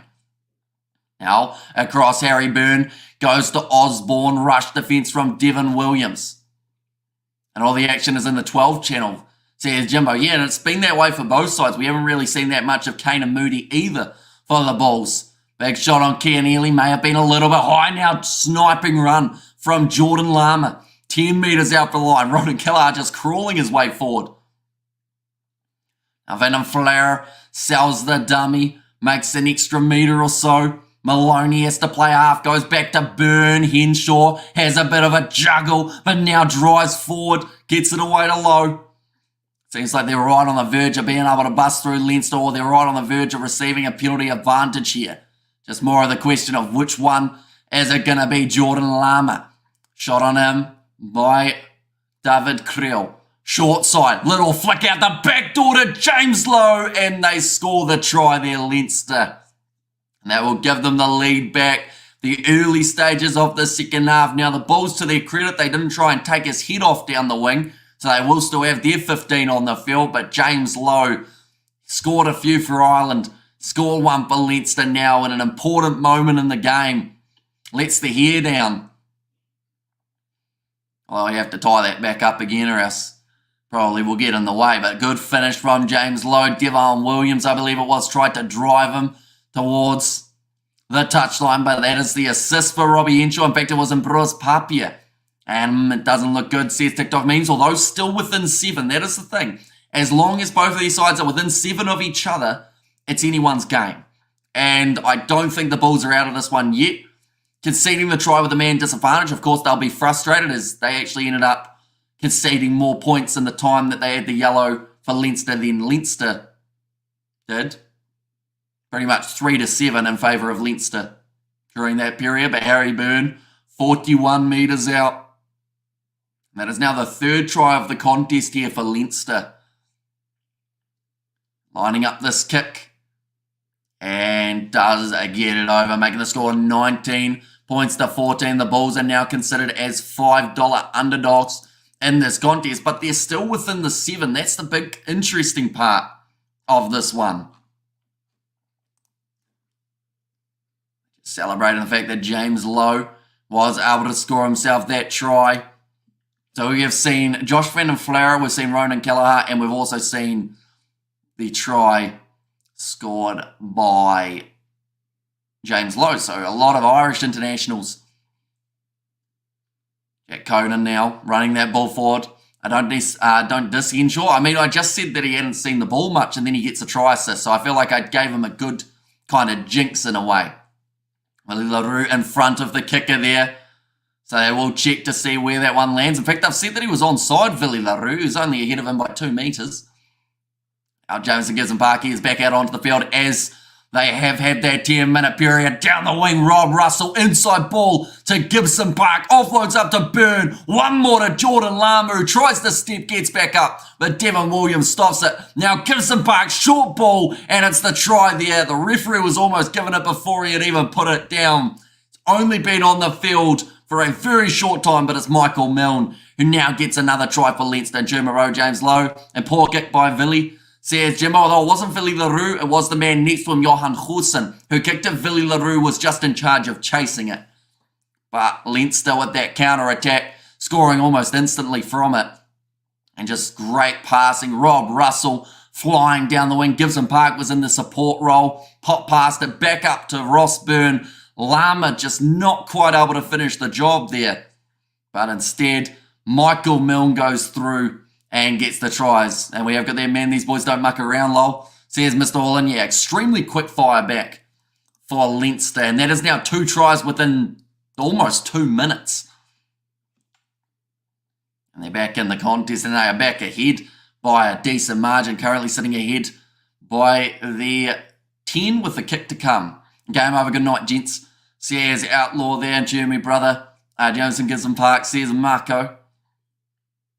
48 minutes through. I'm still going to say it, though. There's still time left in this game. If Leinster just scored 2 tries within 3 minutes, the Bulls can do the same. And Osborne doing great at 12. Says Jimbo and Leinster are cooking. Says John MC. And I should mention that with that try, that now no matter what secures them at least 1 point from this game here for Leinster, as that is their 4th. So that was the bonus point try that they were after. And typical old school Bulls away performance. Says cool story, bro. Although they've been competitive, they were ahead at half-time. They've just switched off for the first 10 minutes of the second half. 1 or 2 penalties cost them a lot of territory. And now they find themselves chasing the game. I should mention Ronan Killar has now been taken off the field. That was crawling forward almost from Leinster. Bulls kicking the ball away too much. We have a potential or potent, dangerous backline. Can't do anything if they don't get the ball. Exactly right. Kurtley Arendse. We've seen 1 run from that man. In fact, we've seen 2 now. And the first run, he scored the try. Here comes Gulmedi looking for the pass infield, stolen by Tyke Furlong. And Leinster managed to take the ball back. Bulls, as usual, asleep after the break. And Leinster bring in that fire. And come on, Leinster, says Colm there. 50 minutes now gone. In this contest, looks like Jameson Gibson Park is going to be putting up a box kick, most classic Bulls game, says King there. Oh, actually, they decide to go for the passing option here. Seemed like a bit of a risk, but nice driving from Jordan Lama over the ball for the Bulls. No, they've given away the penalty again. Hands on the ground. Not supporting the body weight. Comment from the referee. I need to work on my Welsh accent, because that was not a good one. Come on, the Bulls. Get your stuff together. Says Marco. But yeah, good tackle made by David Creel to be able to shut down the switch of heart from Leinster. They decided that they wanted to try and run it from their own 22 rather than kicking it. But unfortunately, just that discipline afterwards from the big loose head prop does cost them there, being Gerhard Steenkamp. Now, Dan Sheehan about to throw this ball in for Leinster. Oh. Robbie Henshaw's actually gone off for an HIA here.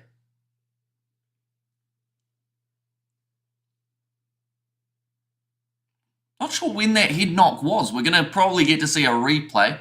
Henshaw HIA'd himself, says Jimbo. Also Wells, says Eric. So it does mean that we see the change of Liam Turner to make his way onto the park. Also looks like Harold Foster is coming onto the field for Devin Williams, who's had a very quiet game for the Bulls so far. The Bulls are losing it at this stage. They must pull their socks up. Says Alfie, that's going to be a knock-on from Leinster, though, at line-out time, which means they aren't able to claim their own ball. And now Harold Foster going for the kick and behind. That will be advantage over, and he's just kicked it dead for his first touch of the day. And Welsh has a musical accent. And I was like, go the Bulls, says Julian there. And stop it sounds like a half-assed Yank Irish accent, says Fleshin. And Bulls will win this game, says Ronaldo. At the moment, they do sit as, wow, they sit as $16 underdogs in this contest, the Bulls, which is definitely more than they would want to be. But Leinster have got all the momentum at the moment, and they do need to try and change something soon here, the Bulls, or else they could be in that little bit more trouble. They have made the change. I believe that is going to be Johan Hruvela, who now makes his way on as the Bulls coach. Jakey White, it is indeed, yes. Go the Bulls. Now 29 minutes remaining in this contest now. Leinster are up by 12. The Bulls, they need to make sure they are the next side to score a try in this match. But if Leinster get one more, could be the beginning of the end. Should mention we have still got plenty more of the live streams coming today, though, ladies and gentlemen. We are doing 4 games of Super Rugby back to back, which is going to be absolutely brutal. And then we've got 2 games of the URC taking place later on. Sharks versus Edinburgh, and also Ulster versus the Stormers. We are covering both of those games on the channel as well.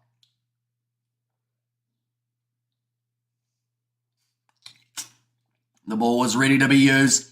Nice quick hands from Jamieson, gives him Park. Out wide to Rob Russell. Puts the grubber in. Jumped on by Turner. And the ball is knocked on by Leinster there. Looked like there was almost going to be a bit of push and shove between a couple of players as well. Long way to go yet. Next score, says Colm. And this game is far from over. The Bulls will come back. Watch out, says Ronaldo. Exactly right. They've got time. I feel like that's the thing. When they were down by, I think it was 2 points in the first half, I saw some people were saying, Bulls are done. They're not going to get back into it. And then they led at half-time. Yes, they haven't started the second half the way they would have liked. Do you also stream international games? We certainly do. We have done pretty much every international game that we've been able to over the last 2 or 3 years. So we covered every game of the Rugby World Cup, even though every game took place between 11 p.m. and pretty much 9 a.m. New Zealand time. We did like 20 all-nighters throughout the World Cup covering the games. We do the July internationals, British and Irish Lions tour we're going to be doing on the channel. We cover the Sevens as well as Super Rugby, the URC Champions Cup. Yeah, there's a lot that we do, but we do them all. So be sure to stick around and hit that subscribe button, ladies and gentlemen, if you haven't already, as we do plenty of the URC on the channel as well. That's gone down in the front row. And the penalty goes the way of Leinster. It's the assistant referee who gives that one, and Leinster is coached by Nebe. And cool to see South African coaches going at each other's throats today, says Marco. You are correct there. And Hamish never sleeps, says Jimbo. Well, I don't sleep anywhere near enough anyway. Just a little bit of pressure. Bulls are the best, says Ronaldo. If you let Leinster get into their stride and it's first rate, you have to interrupt it, says Eric. Nicely taken by Leinster at rolling maul time. They are 5 metres out from the line now. I think Dan Sheehan has still got this ball in his hands. Breaks off the back, but is shut down by Ambrose Papier. The Dragons are winning. Are they beating Zebre? I think they were favourites too, weren't they? But it's still probably a big task on the hands. They need to make those tackles. Oh, Leinster will punish you all day long, says Imposter, but that is going to be the side entry penalty against Leinster here and give them time fleshing. And they are so precise, says Eric there as well. So Joe McCarthy, maybe the player who has got a bit of an injury here for Leinster. And then I guess I'm at the right place to be listening to the commentators, says Yappy. You certainly are. And yeah, we've got 2 more games of the URC, I believe, taking place in about 16 hours time or so, I think is the next game. That is going to be Sharks versus Edinburgh. And then we are also covering Stormers versus Ulster. That is a little bit later on. But we are going to be scheduling those live streams probably after this one, somewhere in the break. We'll have them all up and scheduled. We've also got 4 games of Super Rugby coming up back to back, if that is something or a competition that you enjoy. I think the biggest game today is going to be Highlanders versus Hurricanes. That should be a very entertaining one. Just showing there that counter-ruck from the Bulls. Pollard's team will cry tonight, says Ronaldo. Going to be interesting. That Champions Cup round of 16 just around the corner. We've got two South African sides that will both be in action, one of which has got themselves the home game in Cape Town, that being the Stormers. The other has got the home game at Loftus. So it's going to be pretty entertaining. See how it goes. Guru is broadcasting in Afrikaans. He's had a haircut. See, here's Eric. Hopefully he's been doing well. We haven't actually caught up in probably a few weeks, me and Johan, but we'll have to have a chat at some point, I would say. Now back across to the right-hand side. It's going to be kicked crossfield. Beautiful. Oh, no. I was about to say beautifully taken, but he had it at Rinsa and then he just let it slip through the fingertips. So it does mean that they're going back for an original side entry from Leinster. Again, that is actually 2 in a row now. So the Bulls will have themselves another penalty as they slowly make their way up the field. This time it's against the try scorer, Michael Milne. Chance here for Johan Hussen, who has had a relatively solid game. Now, some of his kicking hasn't been the best. He's kind of kicked it away and allowed Leinster to get back into the contest. But majority of the time he is getting it relatively spot on. And 12 points is such a grind to overcome, says Eric Davis. And it's a tough one. Like, at the end of the day, you got to get pretty much 2 converted tries. In the URC, of course, a draw is a draw. That is a wonky throw there from the Bulls. So it's cleaned up by Dan Sheehan, who has now got it back for Leinster. But it's those little errors that are going to heavily cost the Bulls in this contest. Kick down the middle of the field, well controlled by Willie LaRue. Looked like he was going to kick this one towards the touchline. Took too long and it's partially charged down by Leinster. But Kuklia Arinsa breaks the line, has the passing option on the inside. Willie LaRue got the pace, goes one more out to Nokia. Oh, that was a high tackle on Kuklia Arinsa there. So there is going to be the penalty advantage, but they've pretty much gone the full length of the field. Big love to our mate Rugby Guru, says Marco. And there's, oh yeah, first ever collaboration we had on YouTube. Cross kick from Willie LaRue. He's blown that one. Unfortunately, the reason Pollard won't play, he's scared of his old team. Only talk the truth, says Ronaldo. And also we've got the 2 tries converted and kicked 3 penalties, says Eric there as well. But yeah, nicely done initially. It was a mistake from both the Bulls and Leinster that then led to Kukli Arinsa being able to break the line. Some nice passing, but unfortunately just ran out of the steam at the end. And Kukli Arinsa tackled high, which did not help in terms of keeping that momentum flowing, which is why the Bulls did get themselves the penalty there. And they're in a good position to be able to kick this one for the touchline by the looks of Johan Hussen. Will put it out. The Bulls are $18 underdogs here, ladies and gentlemen. It's just a little bit too high. They need this line out to be straight. I feel like Johan Krubela, throughout the season, he's had a bit of a mixed bag. He's normally better when he starts a match rather than coming off the bench, as he doesn't quite find his momentum early enough. But this is when they need him to get it right straight away. He's overthrown it, and that now gives Leinster the opportunity to kick it down the field. And Willie LaRue now, only just out from his 22, looking for a 50-22 of his own, but it's claimed there by Jamison Gibson Park. Now puts a pass on the outside, across to Jordan Lama. The space is open, and nice tackle made on Jamie Osborne by Kane and Moody. Back across to the left-hand side. Seeing quite a bit of Ross Burns since he has made his way off the bench. Joe McCarthy with the sniping run. Still there. Gibson Park goes to Osborne, who cuts through 2 tackles. They're 15 metres from the line now. Gibson Park. Where's Abana when you need him?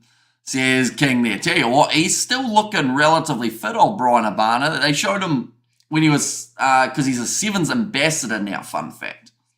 But, like, he looks like he could still go if he had to. Little chip in behind, sits up for David Creel. Just couldn't quite link up with that next pass, but now he gets it away to Harold Foster. One more to Ambros Papia. The counter-attack coming again for the Bulls as he gets the offload up to Johan Robela. As the timer stuck, says Ryan, it is 1 moment. There we go, it has moved. We are 59 minutes through. Ambros Papia goes across to Gurbrand. Oh, I almost said Gurbrand's Robela, but instead it is Johan Robela. It's going to be the penalty to the Bulls again. Making a lot of mistakes here, Leinster. It's allowing the Bulls to get a little bit more back into this contest. Yes, it's happened before. See, here's Stretch Fletcher. The nice little chip of mine from Villy LaRue. Ridiculous. Some of these hookers can't throw the ball in straight to the correct target. Would be akin to us builders, missing our nails. Or akin, sorry, to us builders missing our nails as we swung our hammers. So here's Marco. Leinster getting penalised again here. And they have once more kicked it by the corner of the Bulls as my team forever. Pollard, you will cry. Come back to the Bulls, buddy. There's Ronaldo. 20 minutes still left, though. Chance again for the Bulls. So some deep breaths being taken from Johan Grobler. Nicely taken by the Bulls. They are 10 metres from Leinster's line. Doesn't look like it's making its way forward as of yet, although now they're starting to get this one moving. Still slightly marching. Referee's happy enough for it to continue at this rate, although now they have been told to use it once. Johan Grobler gets you off the way to Kutli Arnsa. 10 metres from the line, and Bruce Papier. Little pop pass up to Marcel Kutsi. I see Villy LaRue is actually sorting in as a second receiver here next to Johan Goosen. And 20-6 in favour of the Dragons. And the Bulls is my team forever. Pollard, you'll cry. Now going to the short side. To Creel. Tied up well by Leinster's defence. The crowd showing appreciation for the home side. And that is very close to a turnover in the breakdown. Dan Sheehan wins the penalty for his side. Guameti's disappointed. They felt like they almost had that clean out under control. But it is the not releasing one going the way of Leinster. They will be more than happy about. It was the first initial hit up from, was in the end, Steenekamp. Sheehan gets in, gets it back. Now kick downfield. Good distance on that one from Leinster, and they will now be about 42 metres out from their own try line. As the clock starts to dwindle, the chances for the Bulls to come back in this game also do, but they are making another change here by the looks of it. They have decided to bring on Renier Ludwig, see whether or not he can turn this game around at line-out time, and the perfect time to do so would be right now, getting themselves that line-out steal. But they have also made the changes of Martin Zima and Smith, bringing on the front row replacements in the propping department. Try and add a bit more oomph for their forwards. But now inside ball from Josh van der Flair goes away to Dan Sheehan. Tackled on the halfway line. James Gibson Park looks like he is going to roll this one back. He's being told to use it. Use it, please. Now he's getting the final warning. He has to do it soon.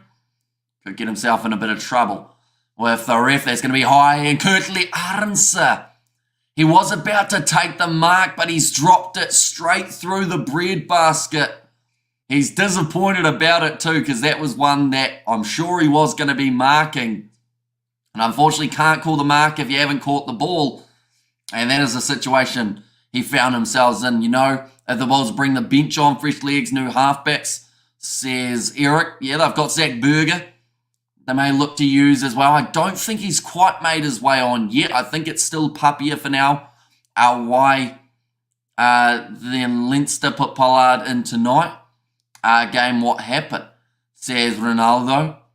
And also we got there calling the mark before he caught it, says Jimbo. Yeah, and unfortunately it does now give another chance for Leinster inside of the Sharks. The Bulls 22, I should say. Of course, the Sharks playing later on. We are going to be covering that one on the channel as well, ladies and gentlemen. So if you are new to the channel, be sure to hit that subscribe button. Leinster are a really good team.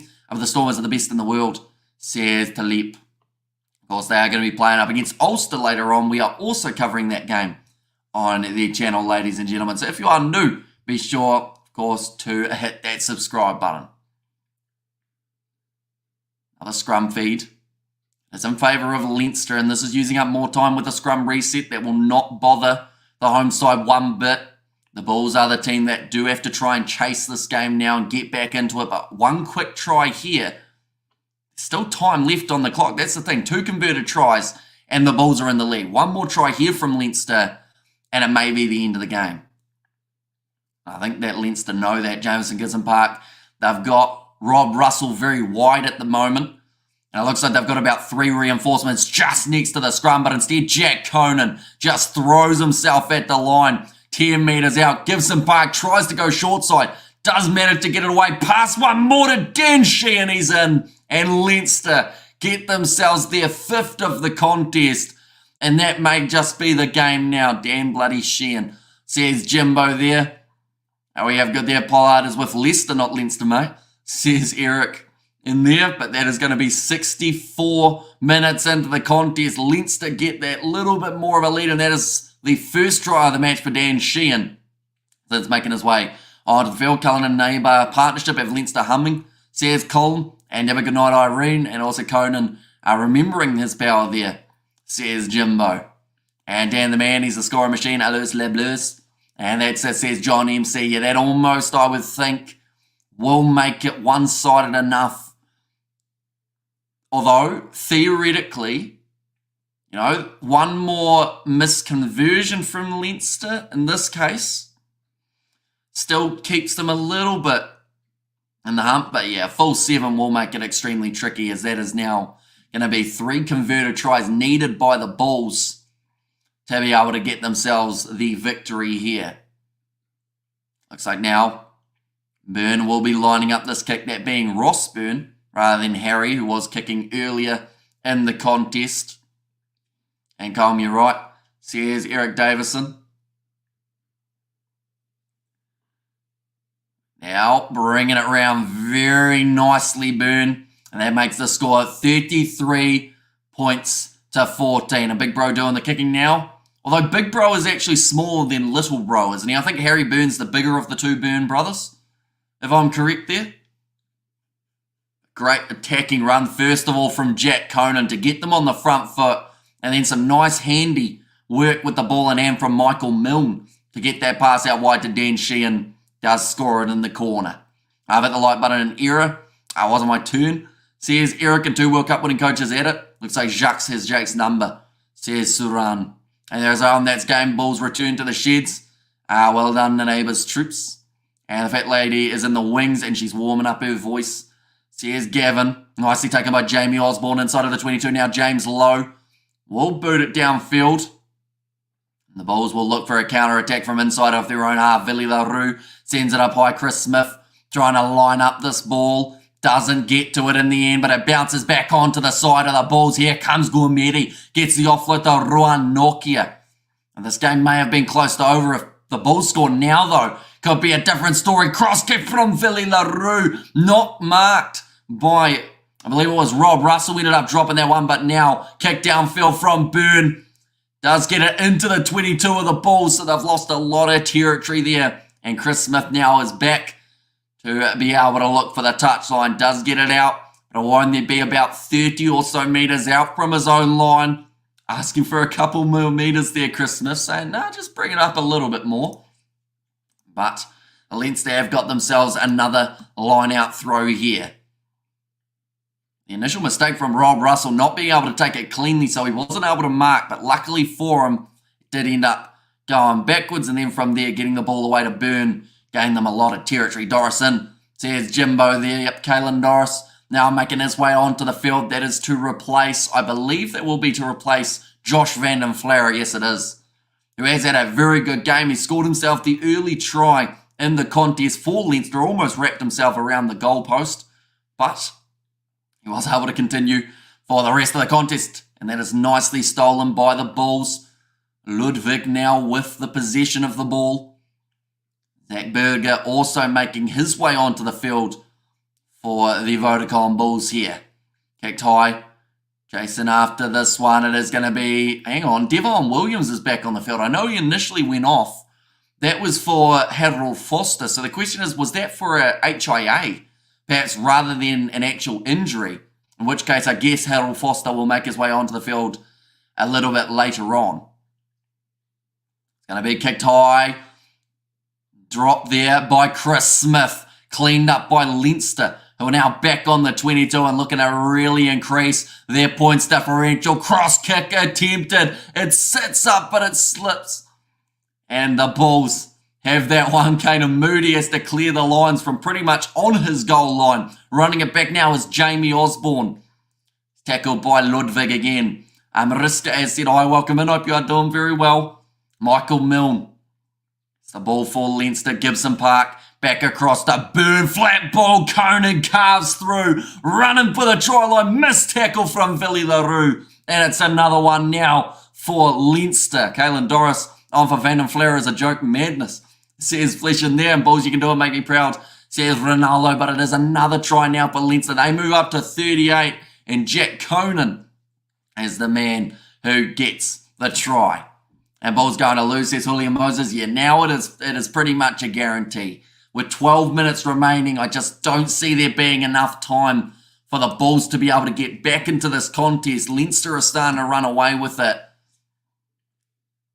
Just nice ball to Jack Conan. The flat pass from Byrne. Billy LaRue missed tackle. Conan got back to his feet and finished the job. Maybe Leinster don't need Taniela Tupou after all. I don't understand why they want Taniela Tupou. Like, don't get me wrong, brilliant player, but you're going to be paying him to sit on the injured list because every time he plays a game, he walks away with some sort of injury, and it's only a matter of time until he either does a calf or an Achilles again, and then he's going to be out for 9 months. So, like, don't get me wrong, brilliant player when he's going all right, but like, when he's injury prone, which he is currently in the nicest way possible, you know, he's not going to get a lot of time. And I agree, he's another Manu Tuolangi forever injured. So here's Marco, but the kick is lined up and it is successful. So that will give Leinster now 40 points on the board here.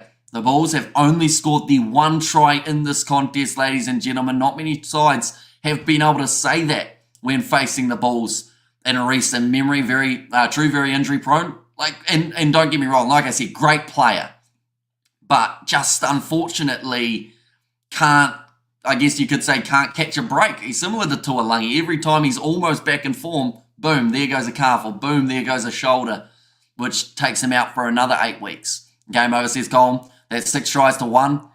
This won't hurt Leinster's points differential at all. Sweet, says Gavin, because coming into this game, Leinster's points differential, I believe, was 6 slimmer than the Bulls. So this is going to definitely create a bit of a gap there.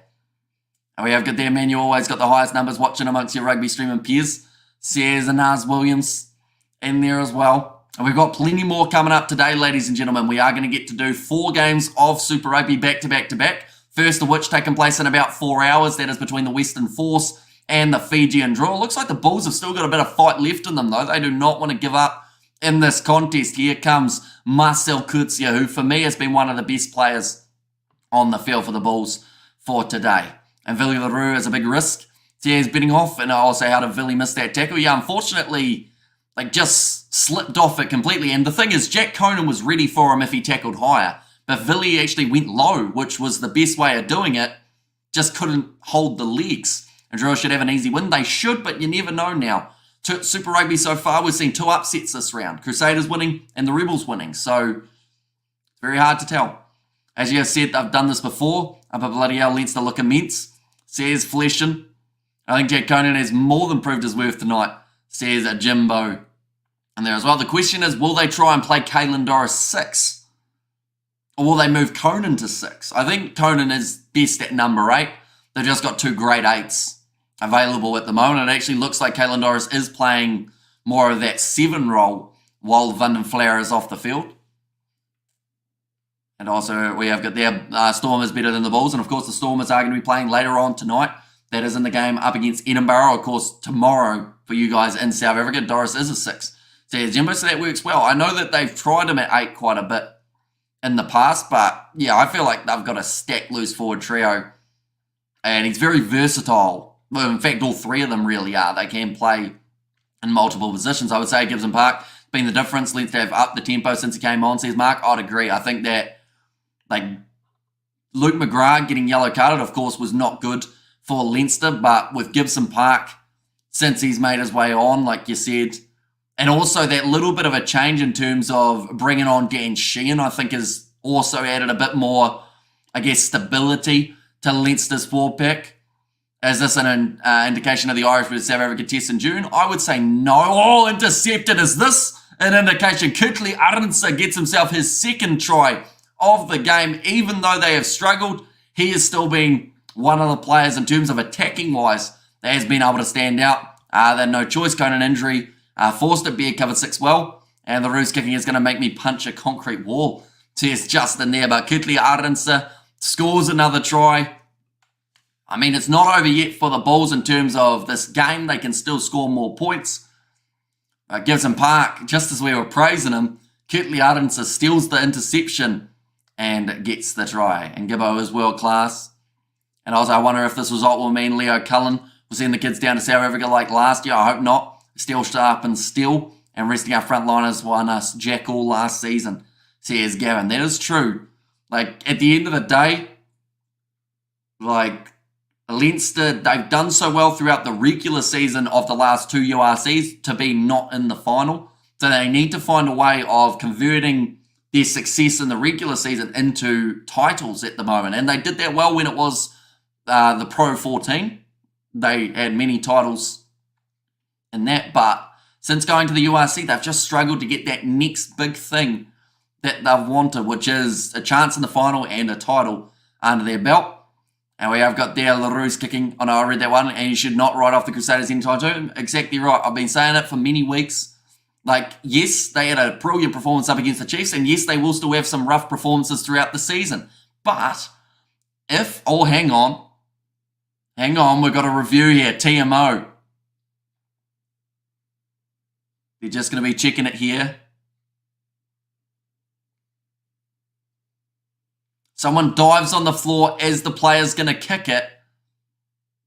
Is this going to be no try? And Leinster yeah, not impressed, says Mr. Holland. What do we got here? Someone tries to dive on it. Oh, he's kicked him in the back of the head, has he? Oh.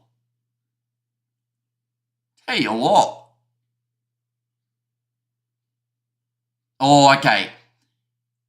There's only a little bit of contact. Could have been much worse. Oh, yeah, kicks him under the armpit in the end as he tried to kick that ball free. He's going for the ball, as they've said.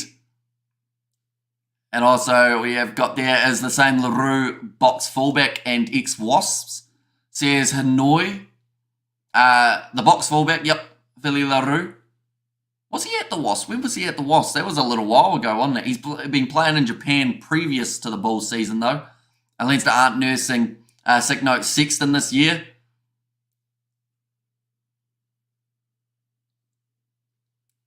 Okay, so I think this is going to be ruled as a no try now.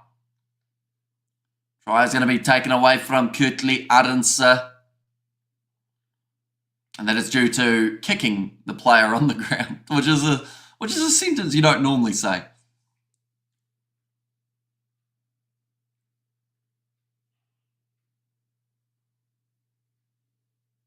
They're going to cancel out the try of Kurtley Arendse. And we'll go back for the penalty to Leinster. Was it Wasp with Kurtley Bill, the charming Aussie player? Says Hanoi, and also LaRue has one good game, then one bad game over and over. Says Justin, yeah, just like, I know from Billy LaRue, a lot of people have said consistency is something that has hurt them a lot, bit of frustration, says Jimbo. I don't know if that was so much frustration. I think it's just he thought that he was going to be able to get a lot closer to that ball. But the fact that Ross Byrne dove on it early meant that Arendse was slightly in no man's land. But I don't think he did it in terms of being like, hey, I want to really kick this guy on the ground just for fun. I think it was just a bit of mistiming. Now, big tackle made by Guamedi. Leinster are back in position. And, of course, that try has been taken away from the Bulls. And now going to the short side. Leinster, another chance. Try and add more points on the board. Gibson Park. Cross to the right-hand side. Popped in behind by Kona. Nice sell of the dummy there from Byrne. Didgeridoo, young boy. Yoing. Says Marco. Ball out wide. Now for Rob Russell. Ball on the inside. And Liam Turner will score the try. And that is another one for Leinster. They are closing in on 50 points here up against the Bulls. It is the 7th try now in this contest. He might try league next, Marco, says Hanoi. But just looking here, the points differential of the Bulls was -68. With this differential in points, currently they are sitting with that'll be a 33. So that would take them down to 135, which is still a good points differential, but it does create a massive gap between Leinster, not just on the points, but also on the points differential for the overall competition. Although, I should mention that in the URC, points differential is actually looked at after the amount of wins that you've got. Because there have been sides similar to these ones, I think is the perfect example. Points differential for Lions is the best out of those 3 teams, but they are at the bottom because they've had less wins than their counterparts. But it is the try scored by Liam Turner, very true, Gavin. Complete demolition, and there's no question that the addition of the South African team's been great for the URC, and though the Welsh and English from French might grumble, us Irish are loving this new rivalry, says Gavin there. And second half lesson, thanks to Gibbo.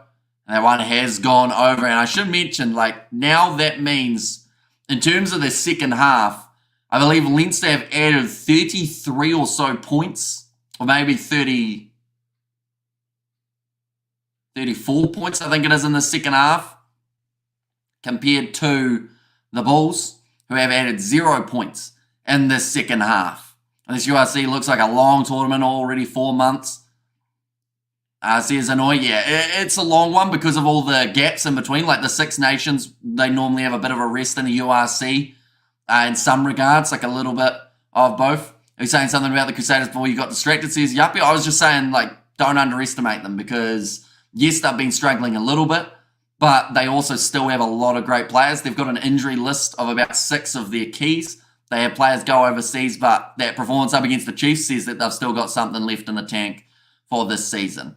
And man, the number 2 team, sheesh, says Mr. Orlin. Now the Bulls with 3 minutes remaining in this contest. Chris Smith goes across there to Harold Foster, who is now on the field of chairs for the commentary. Keep me going and work.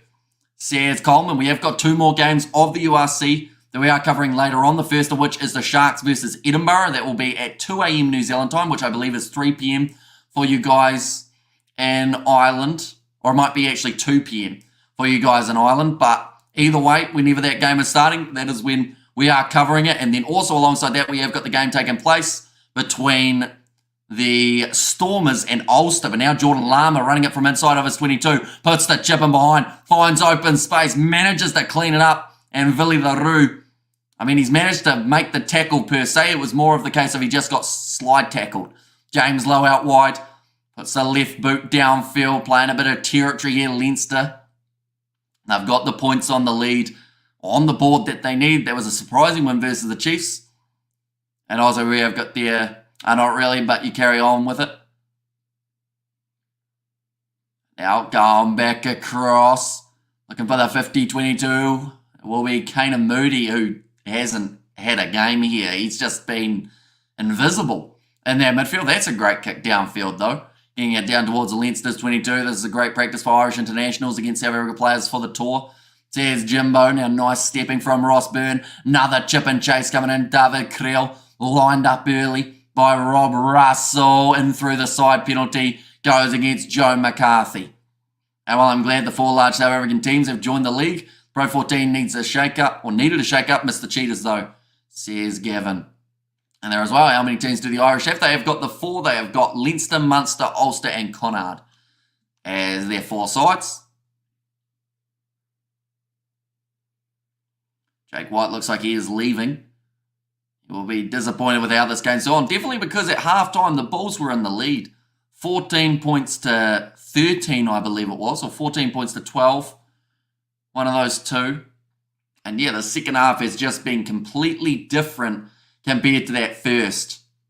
And nice, says Mr. Orlin. So they are just icing the ankle of the referee here. Craig Evans, I would assume he's going to finish this match. Oh yeah, he's just gone down, hasn't he? He actually had 3 little trips on his own ankle. And then just, he might have actually got caught by a Roa Nokia there. And one Welsh man on the pitch. Yeah, rolls the ankle quite badly there. Looks like he wants to continue, although I think there's one of the assistant referees getting ready to take his pants off. And he's going to finish the game for the last 50 seconds. Gets the handshake there. Oh, no, he's all right. He's going to continue for the last 50 seconds. This is when we go for about 5 minutes of extra time, isn't it? The referee's going to dig in deep, though.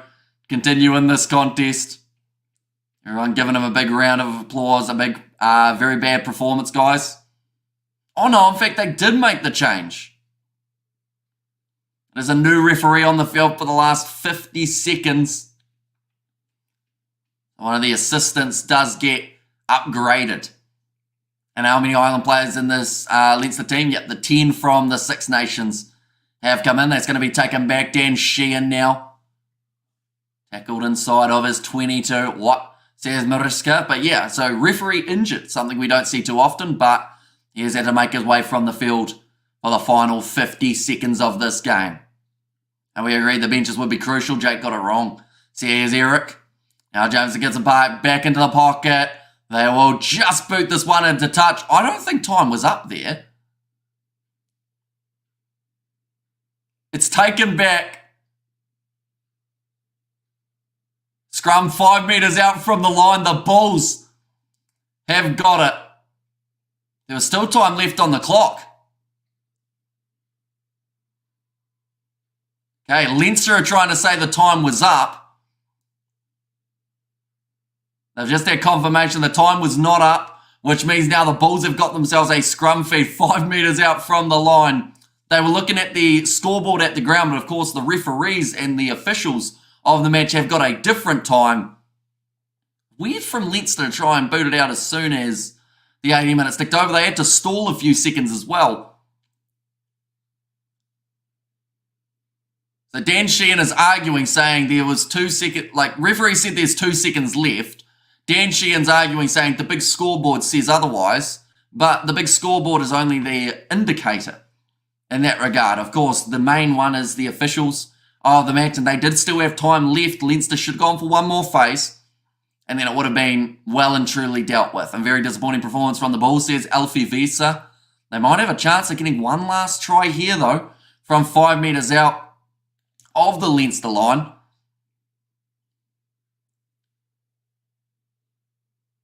Now, feeding the ball, and it will be Zach Berger. It's going to be the free kick now. They'll probably opt to go for another scrum here. Oh no, they've gone for the quick tap. And they have thrown their players at the line. I think that time it was Guimedi, now Zach Berger. Going back across here. What about going around the side? Now with the pick and go, here comes the big man, Martin Zima. And this is all extra work, though that will now be the penalty. Going the way of Leinster, Dan Sheehan gets it.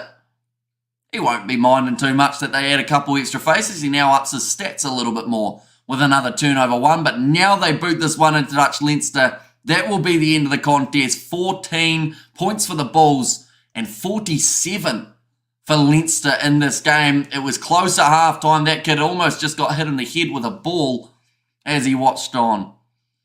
However, there they got played, or got outplayed. Leinster set the energy, as we have 14s with money versus 14s with loads of players. Not your fault. It's a bit of a two-horse race now. Says Affliction and also Fat Lady C and Leinster. Says Colm. But they will take the top of the table and they will extend that lead by now 9 points ahead of any other side.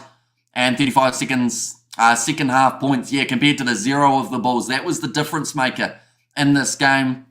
Of course, we've still got more URC just around the corner. Ladies and gentlemen, Edinburgh, they will be going head-to-head with the Sharks, as well as Ulster going head-to-head with the Stormers. Those games both taking place in South Africa. We will be scheduling them straight after this stream, so anyone who is new, of course, be sure to leave a like and subscribe. We've also got 4 games of Super Rugby that are taking place a little bit later on in the afternoon, first of which being the Fijian draw versus the Western Force. But nonetheless, I do thank you all very much for tuning in. If you did enjoy, Be sure to leave a like and subscribe to the channel, and I will see you all for the next one.